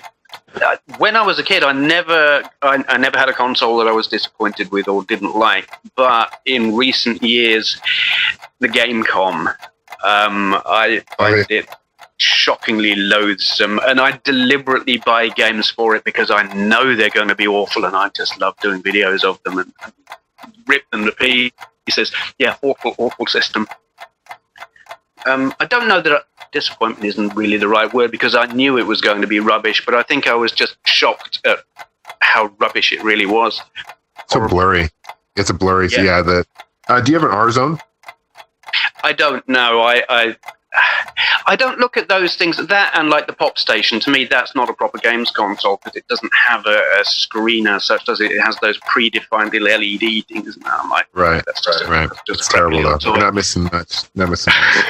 No. This is from Nelson Honeybun Castillo. Oh, that's what I was going to ask. He wants to know what's the worst N64 game you ever played. All right, Jason, you know your answer. All right, Johnny. My answer is Quest 64. Done. Thank you. Next. Gamester, putting you on the spot. Worst N64 game. Yeah. Probably Superman. Oh, that's a good one. Good choice. Superman. Yeah, nice. It's terrible. I mean, you fight through rings and terrible. It's terrible. I mean, I don't know what they're thinking. Jason. Oh God. I don't know. It's probably going to have to be some of those like spawned from TV show games. You know what I mean? Like Rugrats or Scooby Doo. You know, those are really shitty games. Yeah, I can really remember Rugrats being a big pile of shit. So how dare you, Jason? I love the show. Oh my goodness, I watch that all the time. But the game, not so much. Okay, all those stupid wrestling games suck too. I hated those. Oh, what are you talking about, dude? Those WWF ones are the best. That. No, I love those, dude. In college, I used to play that shit all the time. Can I just say a real quick story? Like 2 years. You got a minute? You got 20 seconds left. Like 2 years ago, I put in like WWF Raw. I said to my girlfriend, "Play this. It's shitty. You'll hate it." What did she do? She spent 1 hour, didn't even play the game. All she did was dress up her fighter. You can choose pants, feet, shoes, headband, wristband. She played dress up for an hour. I fucking left the room. Okay, passing the torch. Who hasn't answered? Pete? Once again, for the N64, almost every game I have so many memories with it. So I really do actually, I don't hate any of the N64 games that I own. But if I had to pick one, it would probably be War Gods, which is a fighting game that was absolutely terrible, but I actually played it quite a bit. It's known for having some very terrible design characters. Have any of you played that game before? I played it in the arcade. Terrible. Yeah, so that would probably be my pick. What about you, Steve? I can't remember the name of the game. There is this. You're in a spaceship, and it's kind of head-to-head, and you're in a series of tunnels where there are weapon pickup things, and the whole view is sort of distorted and weird and green, and it might be called Forsaken, but I'm not at all sure. But it was awful. I don't know if it's like Descent, if they were trying to be like Descent, but it just didn't work at all. I spent most of the time just flying around the tunnels looking for someone to shoot. Forsaken, yeah, I'm looking at YouTube right now. It's going down a tunnel. Yeah, very, very... It's pretty, but incredibly dull to play. Huh. Who else hasn't gone? All right, I got a question. Have we all answered? Go ahead. I think so. Yeah. Okay. This is from Harold Nicholas, and he asked, this is fun. When you think of video games, what first comes to your mind? So just start rambling off whatever comes to your mind. Mario Kart, Donkey Kong, Killer Instinct, Micro Machines, Xbox. Yeah, there's just some few. Pete's Big Banana. Pete's Big Ass Banana. Big Ass Banana. 1.4 megabyte floppy disk full of porn, dial-up. Yeah. John, what about you? I think Nintendo. I think Atari. I think Donkey Kong, Mario, Luigi. I think Street Fighter. I think Star Wars, because all the Star Wars games that came out. You think Star Wars about everything. He is a Star Wars nut. If somebody said to you, like, what do you think of like burgers? You'd be like, well, I like chicken burgers. I like, sushi burgers. I like Star Wars. If I was eating, you know, be the best. You know, be the best, dude. Get this, dude. Star Wars porn. That'd be awesome. Isn't there probably is a Star Wars? Slave Leia? Oh man, are you kidding me? Look at my lightsaber, bitch.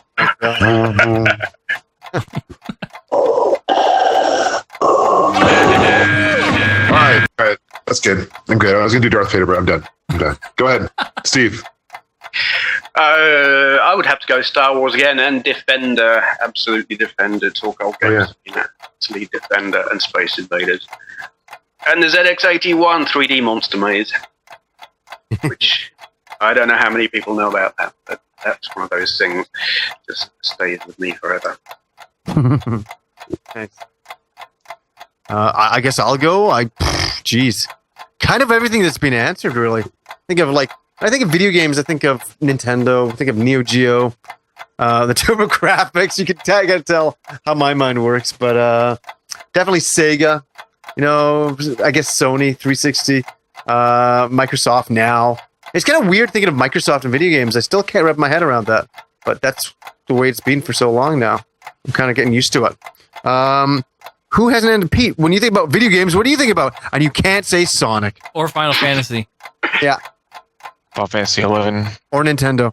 Final Fantasy 11. Mostly, probably the main companies, Nintendo, Microsoft, Sony. I think of D-pads and joysticks and online stuff and platformers and RPGs. Just very general, I mean. Yeah, totally. That's a hard one. It's so general. So. It's a weird question, yeah. Do you think of barf controllers? Barf controllers. Nice. Cool. All right. We're all good. I think we're good. Awesome having you on, Steve. It's been fun talking about computers. It's fun talking about porn. All the above. So thank you for your time. I just want to say thank you to all of you for having me on here. It's been an absolute thrill, and I'm chuffed to bits. So thank you. So are we. Absolutely. Steve, really nice having you on. Now, where can people find you, Steve? Tell us one more time. RetroGamingCollector.com is my website, and my YouTube channel is Steve Benway. Am I Steve Benway on Twitter? I think I probably am. Yeah. Look me up on YouTube, definitely. And that's got links to everywhere else on there, on my channel. And you have a second channel. Don't you have a Benway's World? Oh, yes, Benway's World. That's my non-gaming related stuff, which I don't do quite as regularly. I'll probably put up a video a month or something where Steve Benway, I'm trying to do a video every day. But that's all non-gaming stuff. Excellent. Very cool. Well, Steve, it's been an absolute pleasure and to talk to you finally after all this time. And thanks for being on our show. It's great having you. It's been great. Thanks very much to all of you. See you later, Steve. Bye-bye. Good night. Cheers. Good night. Now it's that time of this podcast for Love Talk with Johnny Millennium. Ooh. Dr. Love, how are you doing today? I'm doing great. How are you doing, Gamester? I'm only the one supposed to talk like this, Johnny. I'm feeling extra sexy now. I'm allowed to. The question is from Nemiscu, but I don't in fact like it. So, okay, last week, where did I start?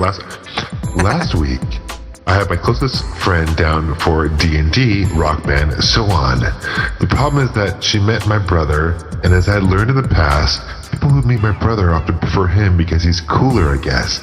I mean, no one really wants to hang out with a prude who spends all his time playing games, worrying about school and doesn't drink, but that's off the point. I don't like her in a way other than a friend, but she's my closest friend, and the only person who keeps my company in school and outside school. But now I feel like it will be awkward talking to her, and definitely awkward hugging her. They have seen each other on the Tuesday, Wednesday, and Thursday. She sent me a text saying she likes him. I guess they've been texting like hell in that way, but she doesn't want to ruin our friendship. I don't want to emotionally manipulate her. Thus, why I didn't tell my worries to her prior to her actually confirming them. I just want your opinion outside of my friends. Thank you, Johnny. I have to admit that I did pick one of the longest questions on purpose to torture John with. What are we calling this novel, Johnny? Is this the novel by Nimiscu? It's a freaking long ass question. It quite literally is, and I think if I break it down, it's very, very simple. What his issue is that he has this girl who's just a friend, and she's like likes his brother. She like totally wants to do his brother. But she's saying to him that no, I don't want to ruin our friendship. Where she doesn't really care. It doesn't sound like it. If she's like hanging out with his brother and stuff like that, and she even said that she likes him. You know, so it looks like it might be going down that direction. And I've never had. Well, I don't have a brother. I have a sister, and you know, we never. You know, dated anybody similar, because that would be just weird. But that must be tough. Yeah, I'd be hilarious. Think about that one. Oh wait, it's actually true. There was that guy Simon. No, I'm joking. But it must be tough if you have a brother and like you have a girlfriend, and then she's like totally interested in your brother. That must fucking suck. I would not like that at all. You know, like, do any of you guys have well, you know, Gamester, you have a brother, right? You got two older brothers. Yeah. Did you ever have that problem? Well, we're all 3 years apart, so we didn't like date the same people, just because of the age difference. But you know, I don't know. I never kept away from my brothers, you know, because I was never really worried about my brothers really taking control of the situation. My brothers aren't like that. Yeah. You know.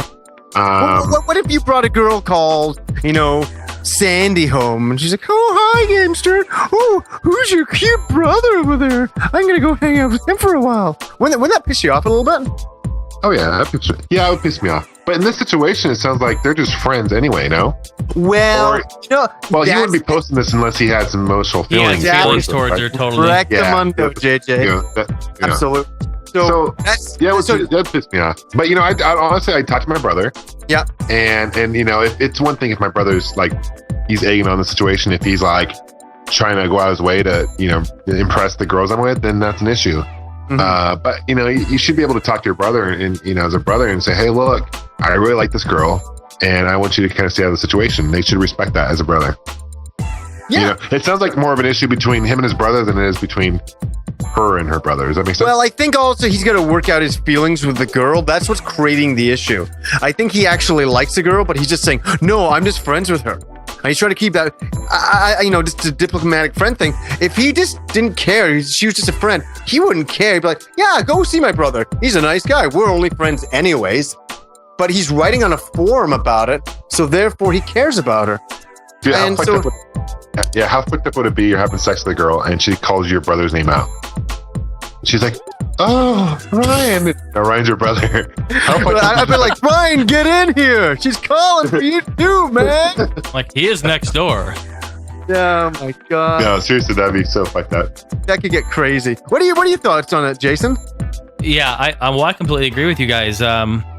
He needs to work out his feelings that he has for her, because he obviously has feelings for her. He says they're friends. They're not just friends. Maybe she's a friend to him. Yeah. But he likes her, and it's unfortunate. I have two brothers, one older, one younger, and that sort of thing has happened between us before. Oh wow! And it can be kind of an ugly situation. But as long as you guys have communication with the whole thing, you can work it out. But I'll tell you the truth: if you have brothers, it's not worth it. Yeah, it's not worth. What did they say? Blood is thicker than water, right? It's not worth any of it. Find somebody else that is not related to or not friends with your brothers. They're definitely not related. Let's not do that. I know John was gonna laugh there, but So anyway, he needs to work out his feelings. I feel bad for him because unfortunately the girl is gonna go for his brother. That's the way that it is. She probably doesn't want to be with, Bar to Bar or whoever this guy is posting. Nemesis. And that's kind of the end of the story, really. It's sad. So we wish you luck. I think the advice that I would give you is just be honest with yourself and see what your feelings are towards her. And if it is really just a diplomatic friend thing, then you should be excited that she's going to have sex with your brother. Yeah. You know? She'd be around the house more. Or just ask to watch, maybe.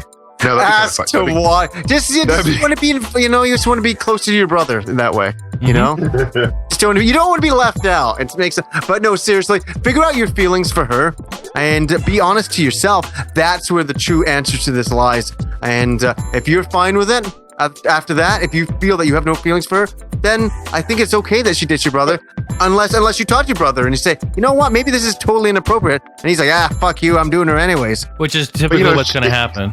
Probably. But here's the deal. Maybe she's she's also come to him and says, look, I like your brother, we're hanging out, right? So she has obviously feelings for him, maybe, right? So maybe this might be a good opportunity for him to say, hey, look, I appreciate your worry being asking me this. And be honest with you, I have feelings for you. Yeah. And just maybe throw it out there. What do you have to lose? I would suggest talking to her. Yeah, talking to her, because obviously she respects you enough to come to you up front and get your permission, quote unquote. So I don't know. Good luck. Throw it inside of her. Do it. Get sloppy seconds at the very least. If you don't do it, your brother's going to do it. It's as simple as that. Or you both don't do it. Yeah. Yep. Absolutely. That is my answer for this one. Keep asking love talk questions in the forums. And I saw a lot of other really great questions. I'm not just going to put John in the spot answering the biggest questions. I know. It's like you've been brutal the last couple of weeks, dude. It's been my own personal entertainment. So please, I apologize for that. But no, definitely, I've been looking at a lot of the other questions being posted lately. Definitely getting to those. But for certain, keep asking the questions. Love getting them. It's so much. I'm reading these verbatim. So guys, please put commas and periods. Please. And I asked you, please at times don't. So thank you for asking the questions. Awesome. All right. Beautiful. So this week, and go ahead. Should we be recording? I just want to dive into it, dude. Do it. I'll dive into it. Naked. Welcome to another episode of Gaming Piece Theater with Gamester81. Gamester, what piece of gaming history are you going to share with us today? All right, so this week in Gaming Piece Theater, guys, we're going to talk about the most expensive system of all time, and this is a system that Michael on the forums he asked about, and it's called the RDI Halcyon. Have you heard of this Halcyon system before? I have heard of that. Yeah. Yes. Okay, so it came up at RDI Video Systems, and in case you guys don't know who RDI is all about. He actually created the whole Dragon's Lair, the Space Ace video games, arcades. Remember those back in the early 80s that came out? Oh, yeah. And it was a company by Rick Dyer, hence the whole RDI. And they wanted to create this system. I guess apparently he was a big fan of 2001 Space Odyssey. Have you guys seen this movie? Yeah, of course. Yeah, who hasn't? Okay. So are you familiar with the whole HAL, the computer, HAL 9000, where you can talk to HAL and communicate, and it was kind of the AI where you ask HAL questions. So are you familiar with this character, this computer? Well, the whole idea was they took that concept and created this home computer. And back in 85, this came out, and it retailed for $2,500 back in 85. Today, if you were to add inflation, that's $5,000 today. It's a lot of dough for a freaking system, right? But to be honest with you, it actually was kind of ahead of its time. Only 2 games were released for this system, Thayer's Quest and Raiders vs. Chargers. Now, Thayer's Quest is more of a choose-your-own-adventure style game. It's all animated like Dragon's Lair. In fact, looking at some gameplay of it, it looks like it might have been drawn by the same animators as Dragon's Lair and Space Ace. And it was a choose-your-own-adventure where you can actually, between parts of it, pause and you can pick what you want to do. So it wasn't a linear story, but it was more like you can kind of choose where you want to go. But the whole cool thing about this Halcyon is that you could actually speak into it and it would recognize your voice. So if you put on this headset and you're like, hi, and you program it, it will say hi. If it knows if you're Pete, right, it'd be like, hey, Pete. Or if I were to do it, it'd be like, hey, John, because it recognizes your voice. And this is back in like 85. And it would talk back to you, kind of like, are you guys familiar with those speak and read and speak and spell, those old machines back in the 80s? They're like, hello, welcome, manana, you know? You guys know what I'm talking about?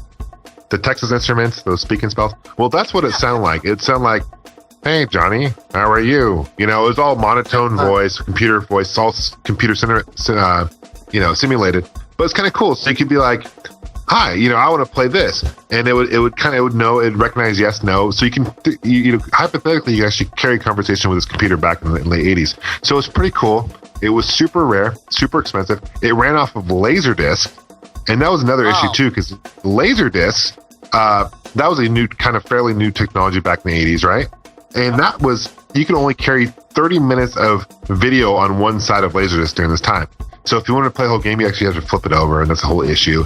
And it cost so much money to make that by 1986, RDI was pretty much out of the market. Not many were sold. It's near impossible. I don't own one. It's nearly impossible to find them. They're huge. They're like Laserdisc size machines.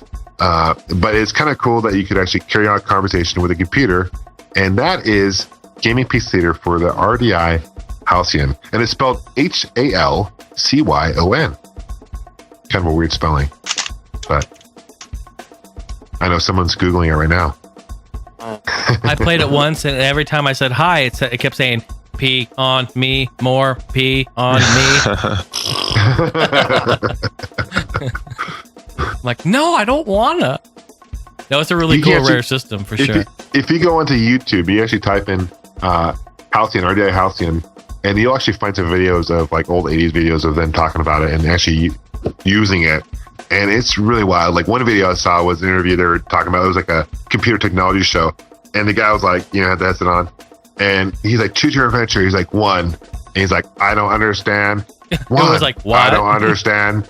He's like, 2. The guy's like, 2. So it's not 100% perfect. But the guys who were pushing it, it's funny because they called it, like in the interview, they're like, oh yeah, this is AI. This is the next big thing. It's funny. It's funny. Yeah, I watched that same video you're talking about at the beginning. He's wearing like today people wear headsets and all the time, right? This guy had like an earpiece and a microphone, right, that came around to his mouth, and they're all like, so what is this crazy contraption you have on your head? Are you a helicopter pilot or something? What is this ridiculous thing? And he's like, no, this is my communication device that I'll speak to Halcyon with. And it's just funny, like we're all wearing headphones minus Johnny right now, you know what I mean? And it's just crazy. And at the very end of the video, they kind of talk about the future of technology, and they talk about CD players, CDs, and they're like, oh, this is the next big thing. And this is back in 85. And it's like, it's funny. A lot of things they were like spot on. They're like, yeah, floppy drivers are going to be the thing of the past. We're going to go to CD as a new technology, Yeah, talk about optical data storage. It's so true. Yeah. It's awesome. It's an awesome thing for sure. So yeah, guys, continue posting questions. I'll get around to them.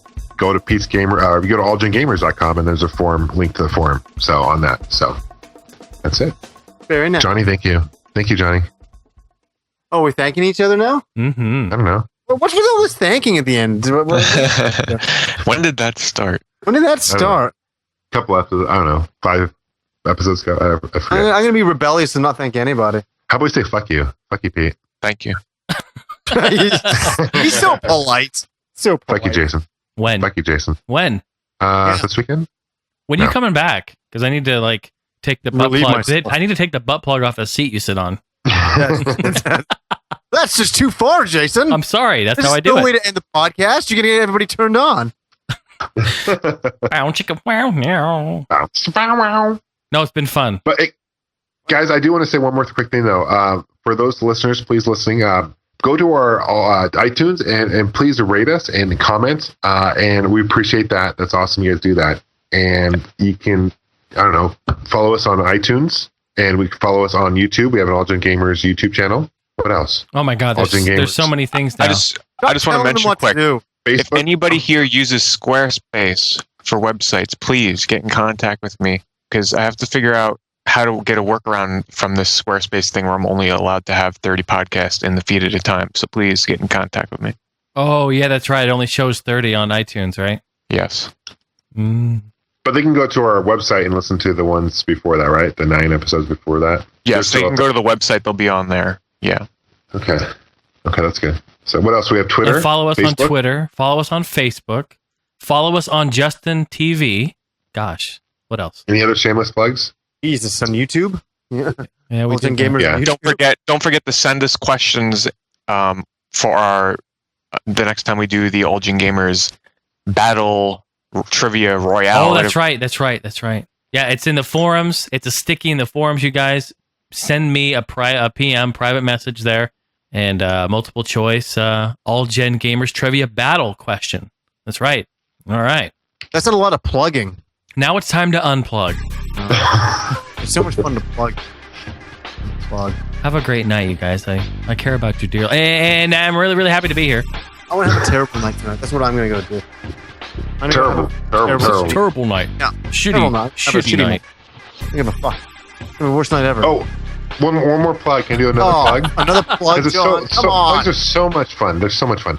PAX. Come join us at PAX, please. Of course. Please do. We're going to be there, and it's in Seattle. It's the last week of, August?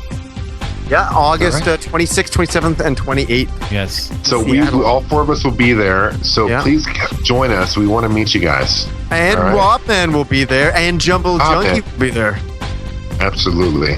And John has an extra large bed for anybody who wants to stay with him. So, perfect. That's why he mentioned it. You know, I know that. Don't give away my secret, dude. Just wants to get people drunk and go, hey, why don't you come back to my room and play some ColecoVision? He's going to be in his room. It's going to be stacked up. What we're going to do is chips. I'm going to take my dog pound. We're going to hit the local dog parks in Seattle. And those guys who are kind of nervous not finding any women, we'll find them some women at the dog parks. Guaranteed. We'll do it. It's a promise. Let's do it. And if you don't find any women at the dog parks, you can have Gamester's bed.